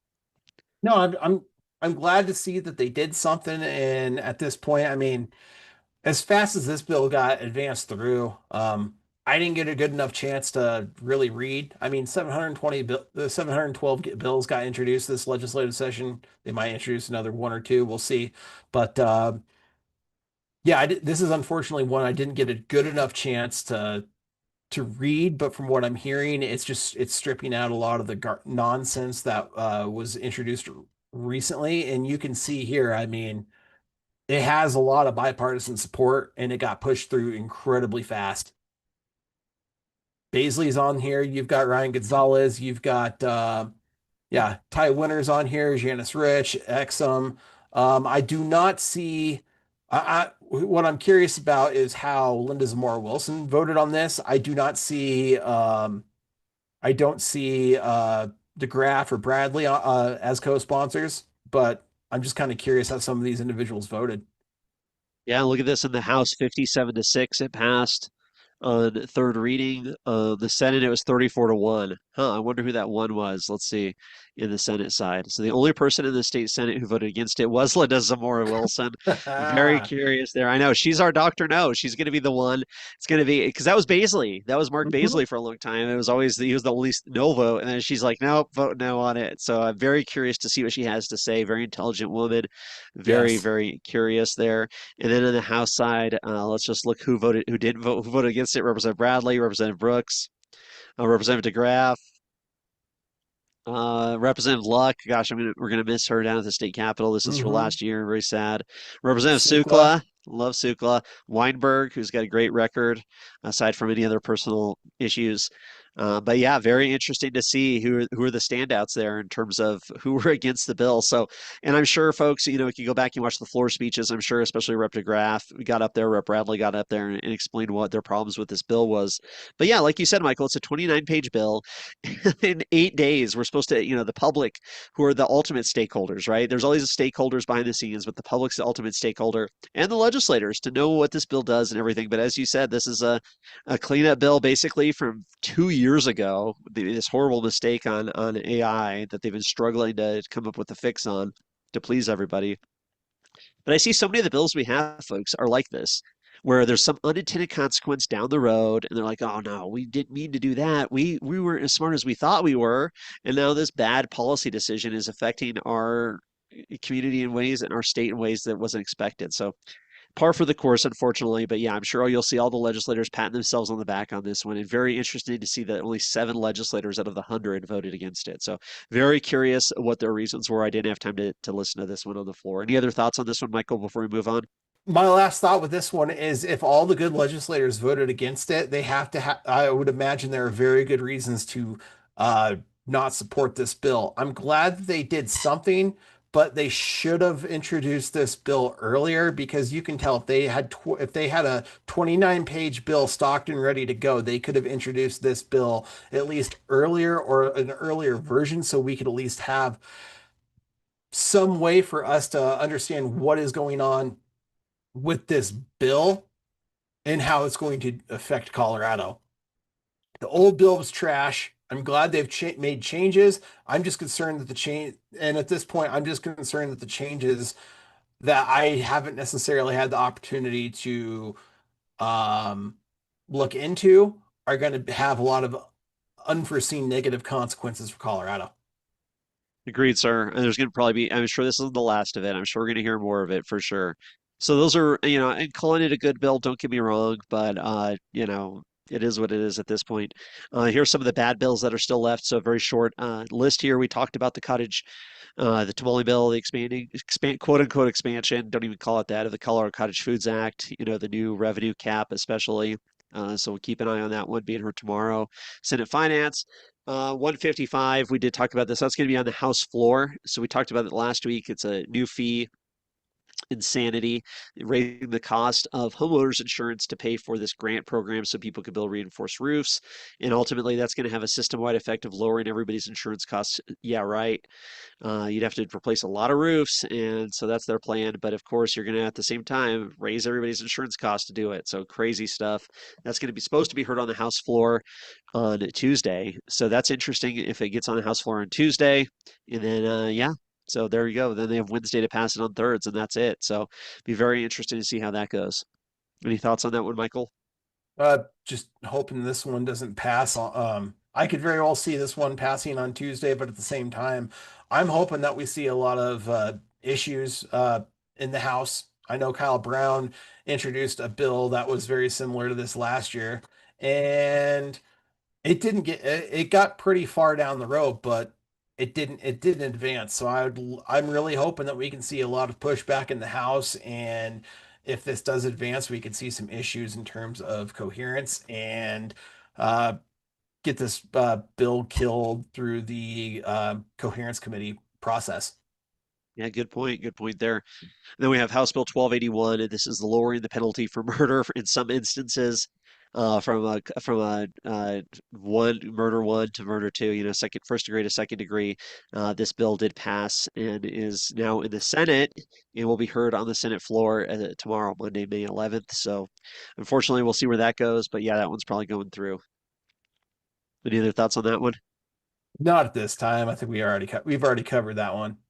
Yeah, the property tax modifications. It's been watered down so much, less concerned about that now, but that's going to be heard on the House floor. Already passed through the Senate. 1276, this is one we haven't talked about tonight, but a controversial bill about doubling down on Colorado sanctuary state status, trying to protect illegal immigrants. That's basically what this bill is all about, folks. House Bill 1276 supposed to pass on the Senate on third reading tomorrow, so we'll see if there's any floor speeches or any amendments or any changes there.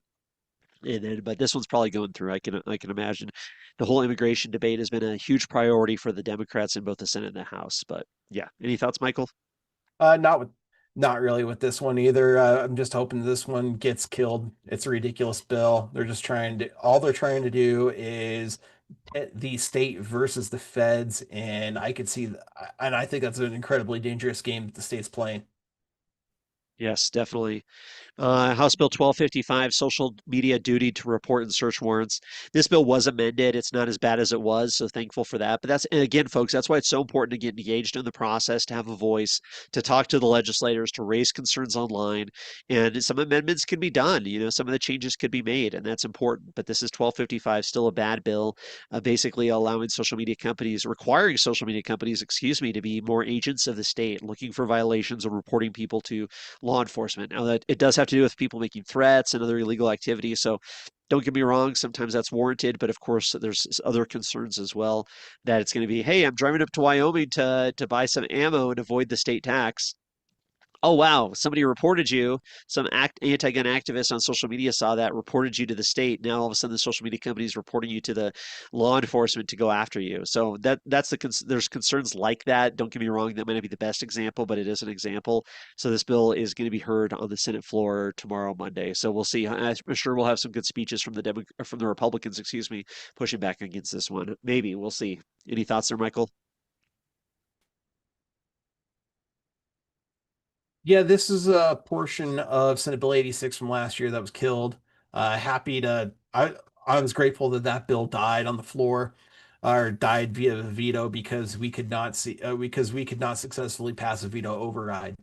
Uh, this is definitely one of those concerning portions of that bill. Unfortunately, I'm grateful that this bill hasn't made it through and did not pass. I'm really hoping that we could see this one die as well in the Senate. Don't know if that's going to happen, I don't know if that's going to happen, especially because Senate Bill 86 advanced so easily through the Senate the first time last year. So I don't necessarily know if we can push back, but there's a lot of issues from a civil liberty perspective with this bill, and I really hope it gets killed. Yeah, and I mean, look at the House vote, 36 to 29. 29 against it, and there's only 22 Republicans, folks. So that means seven other Republican or Democrats joined in voting against this bill. So it was pretty close to failing ultimately on some level. You have to get the 33 votes in the House right out of this. That's more than half of the 65. So yeah, Hmm. I mean, 3 votes, 4 votes, and this bill would have failed. So maybe we'll see a little bit tighter in the Senate. They did amend this bill to make it less egregious, but nonetheless, still very concerning as well. 1221 we talked about, 1222 we talked about, 1223 we talked about. Also, we got House Bill 1054. This is Little Manny Rootnell's bill that's going to be OSHA on steroids, because as the federal government has rolled back some of OSHA's duties, or some of its things that it does, the state government needs to step in there and have more requirements, more restrictions on businesses, and that's what this is about. House Bill 1054. So third reading and final passage tomorrow on the Senate floor. Yeah, this one's going through, I'm sure. Any thoughts, Michael? Uh, OSHA sucks. This is going to just make it more difficult. This is going to make just create more burdensome regulations for our businesses who are already struggling. Uh, hope this one hope this one fails. Transportation network company discriminatory practices, of course. So having it basically, there was some really good debate on this one on the House floor, talking about what about people who are like, oh, don't want dogs in their cars, and they're saying, nope, you have to take a dog because it's a service animal. So you're an Uber driver, and you have to say, yep, we have to let this person with a service animal, and no, and people abuse that. I mean, that's the reality of it, right? Some people abuse that, and then all of a sudden you have this dog shedding everywhere in your car, and you got to clean it, you got to do this and that. What you're trying to make money as a rideshare driver. So all of these bills, whether they're good intention or not, just make it harder to operate, harder to be an employee, harder to make money here in Colorado, and that's the case here with House Bill 1043. A Senate final passage on Monday, May 11th. Maybe Jared will veto this one because, like you said, Michael, or like I know you're gonna say Jared vetoed a similar bill last year. They did. It's not quite the same bill, but yeah, there's a possibility there. What do you think? No, I agree, and I mean, I'm glad you brought up the dog thing because there's a lot of people that have allergies to certain pets like dogs. Not every single dog is hypoallergenic. So uh, we this bill could potentially create safety hazards for individuals who might be allergic to certain animals, and if they're forced to ride in that vehicle, that's going to be a problem. Another thing that could be an issue is you may personally, as a driver, not have any issues with allergies, but you pick up somebody, they pick up a dog, they have their service animal with them or their fake service animal with them, and then they turn around, the next person they pick up is incredibly allergic to that dog. You could be causing this bill could be forcing somebody to have severe allergic reactions and at the detriment of individuals' health because they want to quote unquote punish rideshare companies. Yeah, I mean, new fees, new fines, maximum civil penalty of $5,000 instead of $550 for violating this. You know what I mean? If this bill removes the condition that the transportation network company would have first have written notice of a driver's violation of the discriminatory prohibitions before civil penalty is assigned. So just making it harder, making it easier to go after rideshare companies, and ultimately that's going to cost jobs and increase costs, and just make it less likely that businesses are going to have a fair shake to operate in Colorado. So. Bad news. We'll see. Maybe Jared will veto this one as well. Let's hope so. 1206. We did talk about this. This is allowing housing authorities to ask for voters to approve a tax on their sales tax. So we're going to see more taxes on the ballot thanks to this bill. Horrible bill. It's supposed to be in Senate third reading on Monday, May 11th. Any other thoughts on this one, Michael? Uh, Not any that were discussed before. Anti-Tabor bill. I'd love to see this one get killed. Yes, definitely. And then Senate Bill 42. This is the bill that reclassifies some of the tax revenue coming into the state government, saying it's Tabor exempt. They got a little bit of a point there, but nonetheless, I don't like it because it increases the amount of money that's exempt from Tabor, and that's a bad thing for sure. Our government abuses that all the time. This did pass both the House and the Senate. The Senate has to consider the House amendments. Now that it made it through the House. So, like you said, it's that coherence committee that there's a chance the bill could fail there, but I'm sure they'll work something out and get this one through. Any other thoughts? Uh, yeah, I'm hoping this one fails as well. I'd love to see the concurrence hearing fail on this bill. They've been trying to attack Tabor for the longest time, but um, and to see this one passed is discouraging. But once again, they're trying to attack the Constitution. They're trying to attack Tabor. They're trying to attack the people's voice. So it's a long running theme throughout this legislative session, and I really hope the chickens come home to roost for a lot of these Democrats who are have been attacking Tabor. Definitely. Yes, definitely. And then we had the 131, the big sports betting one that you brought up earlier. And yes, it did pass both the House and the Senate. They just got to, the Senate has to consider the amendments that were added in the House. Probably going to pass, but yeah, it'll be interesting to see what that final version of the bill looks like. But of course, concerns that they're trying to overly restrict something that's widely popular and approved by the voters of Colorado, and that is online sports betting. So, we'll keep an eye on this one in its final version. Any other thoughts on this one, Michael? Uh, Once again, they're trying. This is another example of them attacking the will of the people. So, this is another frustrating bill. Yes, definitely. This one I think could fail. I'm hoping it'll fail the My Colorado Card pilot program. Put that we're not going to make a gift there because it only passed out of its first committee, the House Education Committee. It's sitting over in House Appropriations, so it has to get through appropriations. And there is an appropriation on it. There's a fiscal note, and that's tough in a tough budget year. Then it's going to make it to the House floor, then go over to the Senate. And this bill basically was stupid because, in my mind, it created this My Colorado Card program where school students could get this.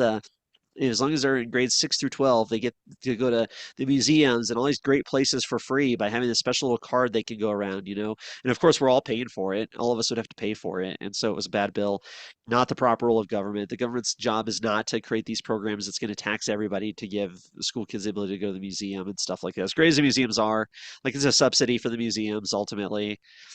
So yeah, bad stuff. Any thoughts, Michael, on 1055? Let's hope it goes down in flames. Yeah, let's hope it doesn't make it for sure.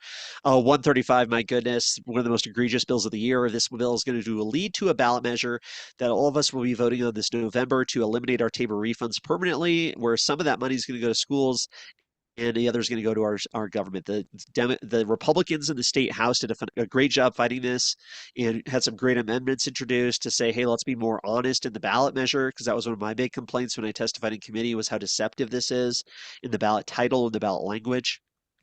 So there was a good fight by the Republicans, definitely worthy of getting some video clips out and making this into a bigger story because we have now from now till November to make some more noise about this, to get this in front of your neighbors, your friends, your coworkers, and really let people know what a bad ballot measures this is going to be to rob us of more of our money and grow the government by $1 billion a year. Absolutely insane. Really bad stuff for sure. Any thoughts on this one, Michael? Uh, Not anything that hasn't already been said. Very frustrating to see this one pass the House and the Senate. It's a massive grift just to strip our cable refunds. That's all this really is. Definitely, definitely, yes. 1289. This one has not made it, as you said. This is similar to that other 1223 bill, I think it was, where this is in House Senate Appropriations. Then it'll probably go to the Senate Finance, I believe. But this is a bill that's also decoupling. It was really a package of four bills to decouple Colorado tax policy, increase taxes on employers and businesses. So this is kind of that fourth musketeer here. 1289. This was the bill that was going to have it remove the exemption on precious metals being taxed, but thankfully that got amended out of the bill. Any other thoughts on this one? Probably any other thoughts Uh, on this one, Michael? 1289. on 1289, not on this one. I'm glad it's not as bad as it was, but still, terrible bill. A couple more, folks. These are just the last few bills that are going through the legislative session right now. 1065, the transit and housing investment zones, create, really more of this whole high density housing around mass transit corridors, creating these 50-minute cities idea. This bill's over in Senate Appropriations right now. And yeah, bad bill. It's part of this whole package, this whole policy package of bills to increase high density housing and eliminate local government's ability to have say over what's being built in their communities. So this is just another one of those bills. Of course, Jared's going to talk about how he solved a affordability issue with this kind of stuff, but it's not true, of course. Senate appropriations, so we'll probably see this one pass, unfortunately. Any thoughts on 1065? This is just gonna add more government zones, take find more excuses to take for the government to take more money from the people and expand transit opportunity what he will say is transit opportunities, but really these transit opportunities are just more excuses to make to dictate how we're going to live our lives and how we're going to be able to commute back and forth and very and if you haven't looked into transportation goals 2035, I highly recommend you take a look at that PDF. You can find it on the colorado.gov website. So yeah, very concerning stuff, and this just fits right along with that 15 minutes into the agenda. So, uh, yeah, I hope it dies. Do I think it's gonna? No. Yeah. Yeah. Then when everybody's asking about a Senate Bill 43, so I did hear a rumor, and I don't know if it's true or not, but that this bill was the Democrats have not passed this bill at the House because they're holding the Republican, they're using it as a bargaining chip, basically, using it as a bargaining chip, holding them hostage, whatever you want to call it, but saying, hey, listen, you go along with this, or you don't interfere with that, or you do this and that, we'll let this bill fail, we'll let this bill die on the calendar. Or if you get in our way, if you don't do what we say, then we're going to get this bill passed, and all you Republicans are going to be upset about it. So I don't know if that's true or not. I don't know the real reason they've been delaying this bill every day. Maybe because they're trying to hold it over the heads of the House Republicans as a bargaining chip to try and get them to play nice. Maybe, maybe not. Who knows? But Senate Bill 43 is going through the state house currently. It'd be so sad if this one does make it through. Really hope it doesn't. This is one of the most egregious gun bills we've ever seen to create this registration system de facto, basically, of your firearm barrels and make it so you have to go to a regulated federal firearm licensee gun shop to buy them. Absolutely bad stuff. So, what do you think, Michael? I hope this thing fails. I'm very concerned about the future of our gun rights if this does fail. Um, Tom Sullivan is an absolute nightmare, and people should have their eyes on Tom Sullivan over these next couple days because there's a lot of concerning things that have gone on behaviorally with him. There's rumors that he got into it and there was almost a fight on the Senate floor, and they had to go to it, and that was during a time where the Senate went to a 5 minute senatorial recess. And you see the way he responds to people, and you probably have seen clips online of how he responds to people during, especially citizens during committee hearings. Very, he's somebody who should not be in the Senate. He should not be in the legislature. and I really hope he goes down. He's got a primary opponent, and he's got a not a primary opponent. He's got a good opponent. He's got an opponent in the election for Senate District 27. So I hope this is the last we see of Tom Sullivan. Can't guarantee it will be, but he's really alienated a lot of people, and he's acting in a way is not uh, that is not becoming of a representative of a member of the General Assembly. So um, if we can get this thing to die, that would be phenomenal. Um, I'm just very concerned about how the Democrats are using this as a bargaining chip and what types of legislation they are pursuing to hold this over the Republicans' heads. Yes, definitely. Yeah, good. Well said about Tom Sullivan. I just shared in the chat the video I did about the Tom Sullivan blowing up at a Colorado Catholics conference. So that's the lobbyist basically for the Colorado Catholic Archdiocese and the bishops of the Catholic Church here in Colorado, and their concerns they had over a bill that was going to hurt families and hurt parental rights and take away our ability for us to raise our kids or have more state interference in that at the very least. And Tom Sullivan blew up and went crazy on them, and was very insulting. So just share that there. So yeah, very interesting stuff. We'll keep a close eye on this one. These last 3 days are probably going to be really interesting. So keep an eye out. I'll do my best at Free State Colorado to be trying to keep track of it all. Another bad one, folks. Oh my gosh, here's another one from Kyle Mullica, and I really hope this one fails. How are they going to make health insurance more affordable, folks? Yep, you guessed it. More fees, more taxes, right? This bill creates new revenue sources for the federal or for the health insurance affordability enterprises, reduces costs for certain enterprise programs, revises the allocation of funds among enterprise programs, and establishes review requirements. So they're going to make health insurance more affordable by creating a new tax that's going to cost millions of dollars per year. Millions and millions of dollars per year. This is a bill we briefly covered before. This is recently introduced, but really bad stuff here. But yeah, this bill creates new revenue sources, reduces, so how are they going to create new revenue sources? Well, it's going to allow them to uh, take out bonds, up to $100 million in bonds, transfer $40 million from the marijuana tax fund. So people were asking earlier, where's that money from the marijuana tax fund? Well, now it's going to go into this health insurance type stuff, reallocate premium tax credits to benefit them, grant them investment authority. So they're really just going to go into debt. They're going to divert some taxes. They're going to move some money around there, of course, so they can pay for Omni Salud. They're actually going to add a premium. So Omni Salud people will have to now start paying more. So that'll be interesting to see. So there's such a mess, folks. There's such a mess in Colorado's Medicaid spending, in Colorado's Medicaid this that they're totally having to re-go in there and mess with it all. So really bad stuff, that's for sure, folks. But more government debt, more reasons why we potentially could see additional fees come at some point. But this bill's been changed quite a bit there. But yeah, any thoughts on this, Michael?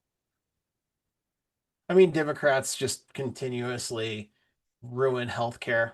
It's healthcare is one of the most regulated industries, and there's a very good reason for why healthcare is one of the most expensive things that we have to pay for as a society. If we had a truly free market, we would see the healthcare cost of healthcare go down. But because Democrats love to come in and try to impose their will because they think that they know what's best for the industry, suddenly we see it become less and less affordable for individuals to afford basic needs like healthcare. And it's all on the backs of of not the Republicans. It's all on the backs of the Democrats, and especially these progressive Democrats. And what we're going to see is eventually we're going to see another form in the it's too late now, but we're going to see another form of Colorado Care come down the pike. If you don't know what that is, it's Amendment 69. Look that up. It was defeated on a 4-to-1 ratio. It was something that was incredibly unpopular um, by the people of Colorado, but the Democrats won't stop pushing it, and they're just going to continue to do things to add debt to the healthcare system, and then eventually say, "Well, this is why we need universal healthcare." And this is them destroying our ability to be healthier in Colorado, while at the same time at the expense of their own. Yeah, sorry, I'll rephrase that. they are trying to push their agendas down the throats of Coloradans at our expense, and that's not and not only is that at the expense of our pocketbooks, but our own healthcare. So, um, definitely be watching out for measures like this. Terrible bill. Hope it fails, but I don't think it's going to fail at this point. Yeah, too much is riding on it. And then 1430 we talked about. This is to override the citizen initiative for the roads. That's going to be heard Monday on Senate Finance. So that's what we got. That's what's left from what we're tracking. Of course, there's a few more bills than that still going through the system here, but yeah, bad stuff there. Do you want to we'll just quickly go lightning round here on these bills Yeah, passed and sent to the governor? Does that sound good, Michael? absolutely. Let's lightning round. Perfect. So, folks, these are the bills that have already passed that Jared has signed into law or is going to veto. I'll start here with Senate Bill 134. This is a bill that you've probably seen ads for to try and get the governor to veto and call the governor's office and ask him to veto this. This is going to it's going to change how credit card companies, these payment card networks, they can no longer collect a fee on taxes.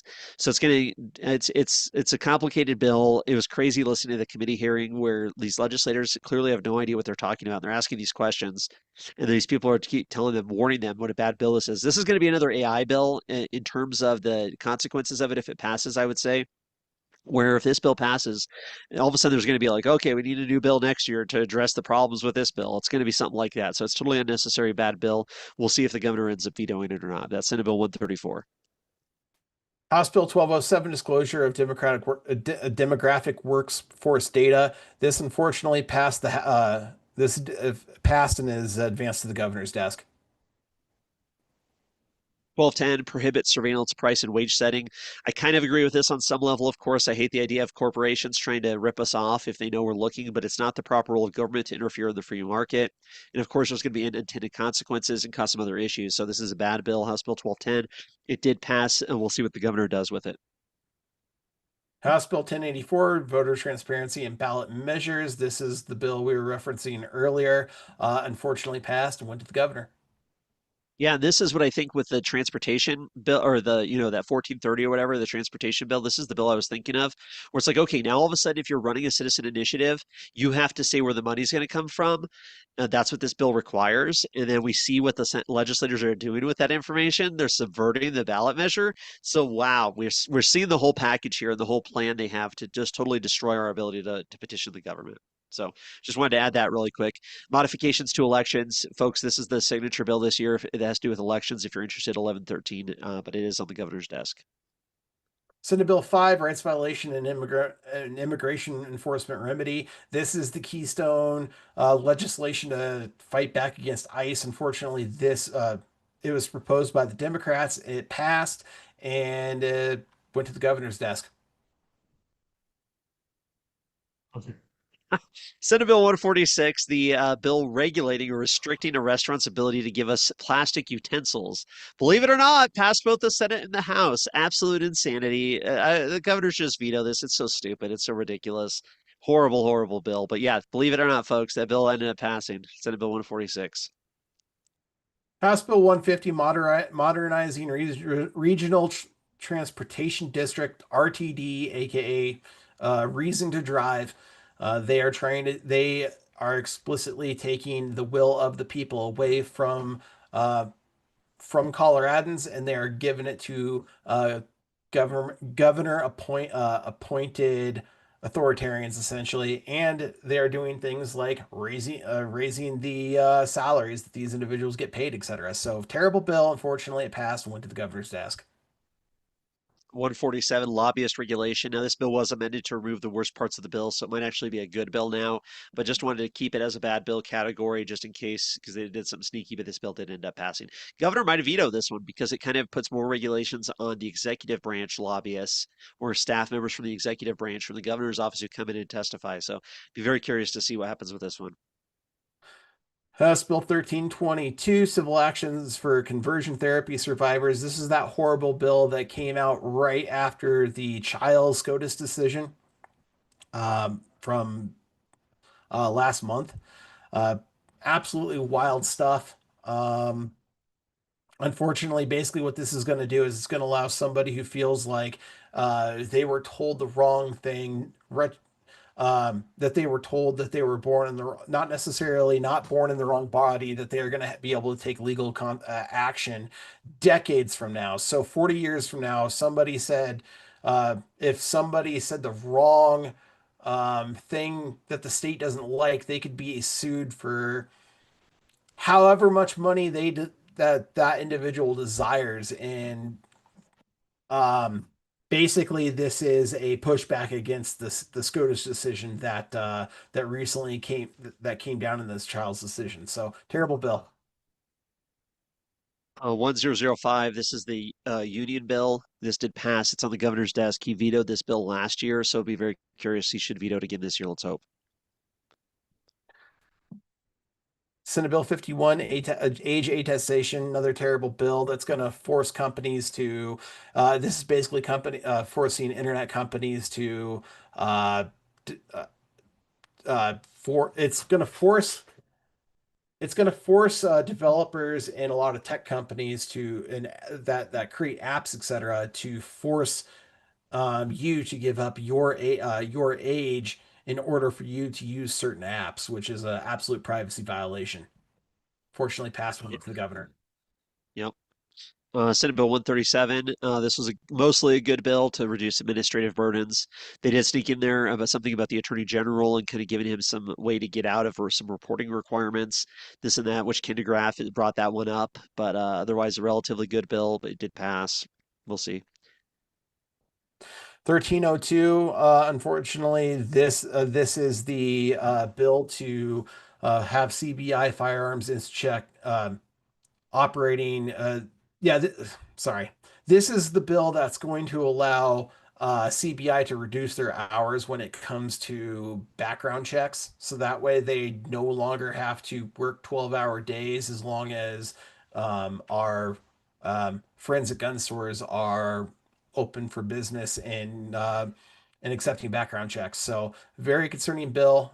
They can use this bill will absolutely be used at a later date to uh, circumvent people's constitutional rights. So so that way they are not. It's going to delay people from exercising their Second Amendment rights.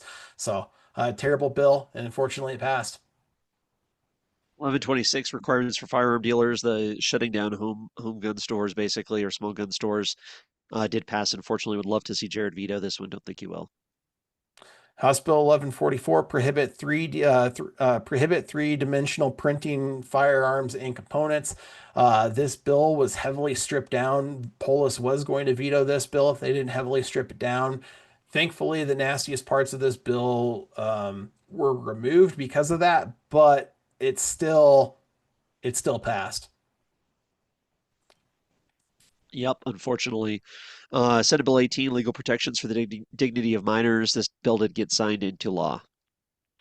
House Bill 1011. This is the anti-pet store bill, transfer of certain pet animals. This unfortunately passed as well. And disconnection from statutory municipality did pass. Good bill there from Reps Law. House Bill 1001, housing developments on qualifying properties. This is going to allow on the county level people to play favorites, and this is going to also affect your property taxes at the end of the day. Governor has signed this into law. Yep. And then Senate Bill 4, expanding the list of petitioners for red flag gun confiscation. Governor did sign. House Bill 30, Senate Bill 32, promoting immunization access. This is a response to the fact that RFK is in office as the Secretary of Health and Human Services. Governor unfortunately signed this bill.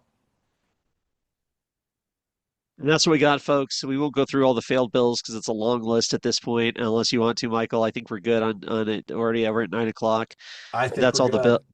Yeah, and definitely we'll have more free. I'll probably put out a video just if people are interested or they want to go look at it. Maybe I'll put the slideshow up online on freestatecolorado.com and they can go check it out. But yeah, a lot of information, folks. It's been a crazy, wild year, but I really appreciate all the people joining every week to talk about what's been going on, to get involved, to see you testify down at the legislature. Now we have a big election year. So hopefully all this information people have gained about our legislators can help people make informed decisions about where to take the Colorado next, So really appreciate everybody. It's been a wild year. It's crazy. It's hard to believe it's over, but I think we're all ready for it to be over. So happy that it's going to be over because it's like every single day, like watching the Colorado channel, having it on in the background, looking at the bills going through and just reviewing it and be like, oh my gosh, it's so soul crushing every day to see them infringe on our rights, take more of our money, make it harder to operate a business, to own a home, all of the things. So the damage, there's been so much damage this year. It's great to see it get over here, Michael. So what are some of your concluding thoughts here? Uh, Interesting legislative session. They brought a lot of bills this year. 712 is way too many bills. It's but what's crazy to me is the record from last year was not passed. I fully expected them, especially with how fast they put out 500 bills, that we were gonna crush that record. Thankfully, we didn't. But still, way too many bills.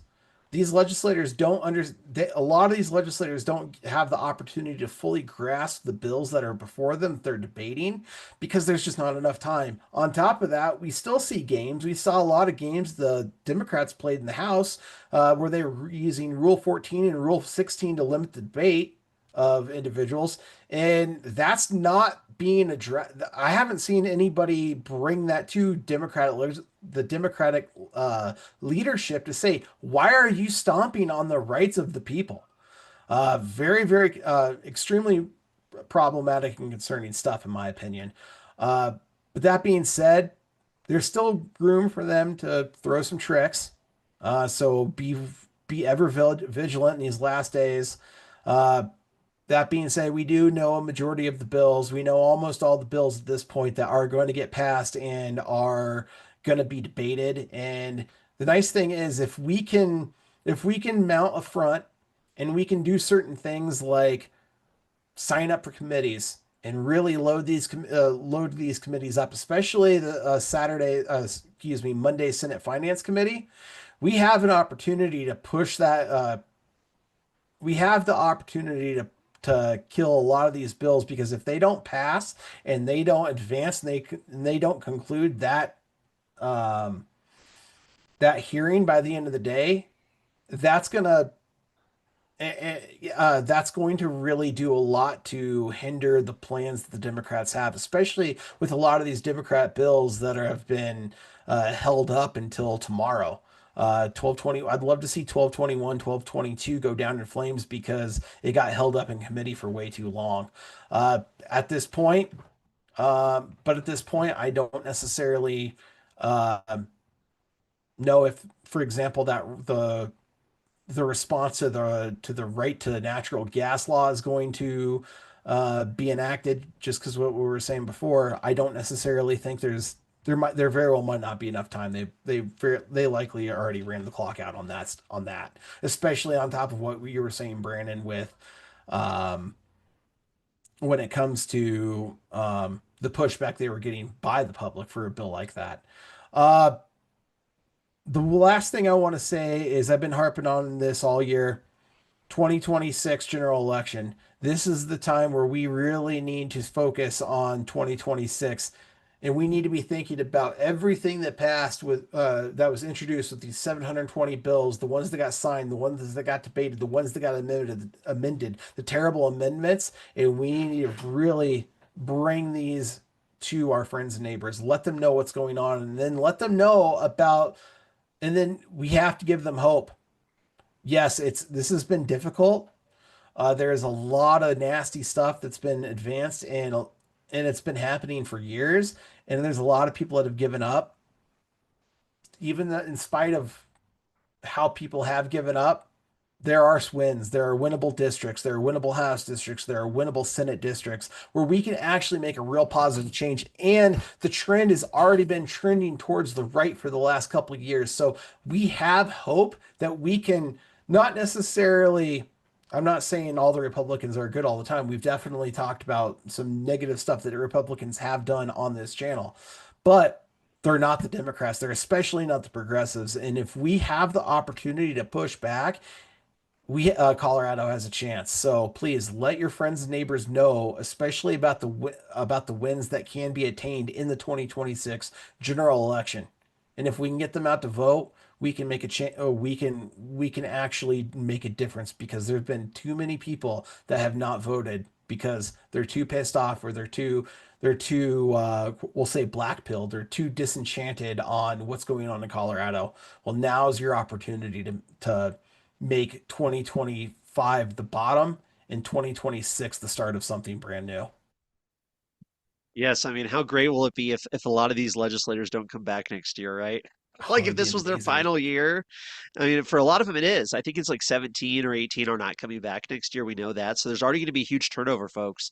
So pay very close attention. I just to echo everything Michael said. It's going to be, I mean, we're going to see a quarter, quarter up to a half, well, maybe not quite that much, but a quarter to 30 to a third of the legislature change this election cycle. So in 2027, in January, when they're convening, it's going to be a whole different group of people, a lot of different people, and we can have influence on that, and that's huge. Between now and then, first we got the June primary. There's some big primaries that I want to pay attention to. And then we got the November election. And then, yeah, if some of these bad legislators don't come back next year, oh my gosh, how great would that be? These people need to pay for their bad behavior. They need to pay for pushing these bad authoritarian policies on the people of Colorado. And by that, I mean they need to lose their election. They need to lose, they need to be gone. And we need liberty minded individuals to be elected to our state government. So there is hope. Things can change, and we're moving in the right direction, folks. But it's because of all of you out there who are willing to put in your time, put in your effort to get involved, to get informed, and to have a voice and to do something. You are the leaders, folks. If you're watching this, you are a leader, and you are the people that we were waiting for to stand up, to speak out, and become the people who are helping us make a free state. So appreciate you all. It's been a wild ride. Hope you can join me Michael, I hope you can be there too on May 13th at Denver Liberty on the Rocks. I'll do my presentation, or May 20th is my event, excuse me. May 20th, Denver Liberty on the Rocks, the legislative recap, where I'll do a fun presentation on a lot of what we talked about tonight and we've been talking about all the time. But come and check that out and follow Michael K. Vance on X, on Facebook. Follow Michael Vance, Free State Colorado, of course, on X and Facebook, Telegram, YouTube, and we're all going to be trying to do our best to keep you updated. There's so much to talk about. There's going to be so many interesting stories going into the June primary, going into the November election. It's going to be a wild year for Colorado politics. And just because you're paying attention, because you know what's going on, you are one of the most informed people in the state, and you can make an impact and you can make a difference. I'm talking to you out there who are watching this. So we're in it, folks. We're in it for the long haul. We will be a free state. We will win. Colorado will be free, and it's because of people like you. So eternally grateful to everybody out there who's been with us since January. We only missed one live stream all year for Easter Sunday, and even then we did it on Monday night. So it's like we were there the whole time, folks. So we were there every single week talking about what was going on, and it was great to see people testify in committee, to have a voice and get involved. So keep it up, keep up the good work, and yeah, appreciate everybody. Michael, I really appreciate you, sir. Great job this year. It was a lot of fun, a pleasure, and yeah, we had a great time. I think. What any other final thoughts? I appreciate you, Brandon. I mean, this is your channel. You have me on. I feel like most of the time I don't even deserve to be on, but I really appreciate you having me on anyway. Uh, and I appreciate the opportunity to dig into these bills. Understand what's going on at the Capitol and letting people know that they have the opportunity to speak out, and giving those individuals the time and the date to actually speak out and let them know what's going on is absolutely vital. So many people don't realize what's going on at the Capitol, and they don't realize the wins that they actually have before them, the opportunity for wins that they have before them, even. So we know that certain things can kind of be baked in the cake, but not everything is like that. And there's a lot of time and there's a lot of opportunity where we can absolutely make an impact and make our voice heard and let people know that something's actually a terrible bill. And that's what I love about, and that's what's so awesome about this community that you've really built out, Brandon, is seeing the people that actually understand what it's that actually have an understanding of what is going on in the state and actually are trying to do something to turn the state around. So appreciate you, Brandon. I appreciate every single one of you that follow and pay attention to Free State Colorado every single week. I know, and the opportunity that I have. So thank you. Yeah, like Brandon said, you can follow me, Michael K. Vance on Twitter or X. Um, and thank you for watching every single week and being here week after week after week. Because we, as Brandon said, we're gonna take the state back. You're gonna win, folks. Yes. Break the Chains Media, Simone, Project 1868. Great to see Gordon jumping in there at the end. Gordon's always got the updates every day. Monday is day 118, 120 of the Communist Socialist Democrat 2026 Reign of Terror at the Colorado Gold Dome. Love seeing that. Yeah, Jared Polis will be back next year. So totally different dynamic next year, folks. And like you said, Michael, there is opportunity. Some of these bad bills did, I mean, the list of bad bills, if we had more time, we would have gone through them all that failed, the ones that failed, right? They didn't make it. Even the Senate, barrel bill, folks, the gun barrel bill that everybody's been asking about every day, that only passed the Senate on 3 votes.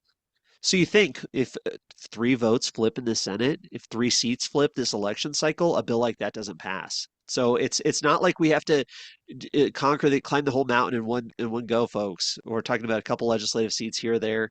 We can make a difference. It's doable. It's winnable, and we can have a tremendous impact. So, gosh, it could go on all night. Almost don't want to end it. You know what I mean? Almost don't want to shut it down for the year, but here we are at the end of it.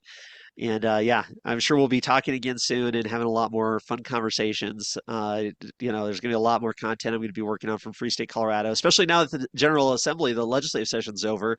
I'm going to be talking about a lot of other stuff because that was occupying so much of my time just trying to pay attention and keep track of it because it's valuable. I think there's a lot of valuable information to know about what's happening. So now there's going to be a time for a lot more stuff back to our regularly scheduled programming, if you will. And yeah, it's going to be a lot of fun. But Michael, appreciate you being here and awesome commentary and really digging into the Bills. And can't thank you enough for all the work you've done this year. And of course, everybody out there watching. And we could keep saying this all night, but we probably should just end it. Absolutely, Brandon. Thank you for everything. Awesome, everybody. And yes, I feel it. Like you said, there's a community. There's a community of people I see on X. I see them on Facebook. I see them on YouTube. And there's all these YouTubers and all these other people and all these people just getting involved and standing up. And there's something growing here in Colorado. There is a movement. There is a wave, and it's shifting ever so slightly. And we can't all do it ourselves, but we can do one piece. And if each of us can do that one little thing, then before you know it, we've conquered the whole beast. So we're going to get there, folks. Just do your part, tend your garden, do your little corner of the state, your neighborhood, your one issue, do the one little piece of the puzzle that you can do. And if we're all doing that, we're going to solve this thing. So thank you so much, everybody. Take care. Best wishes. Hope to see you at the Independence Institute on May 20th for Denver Liberty on the Rocks.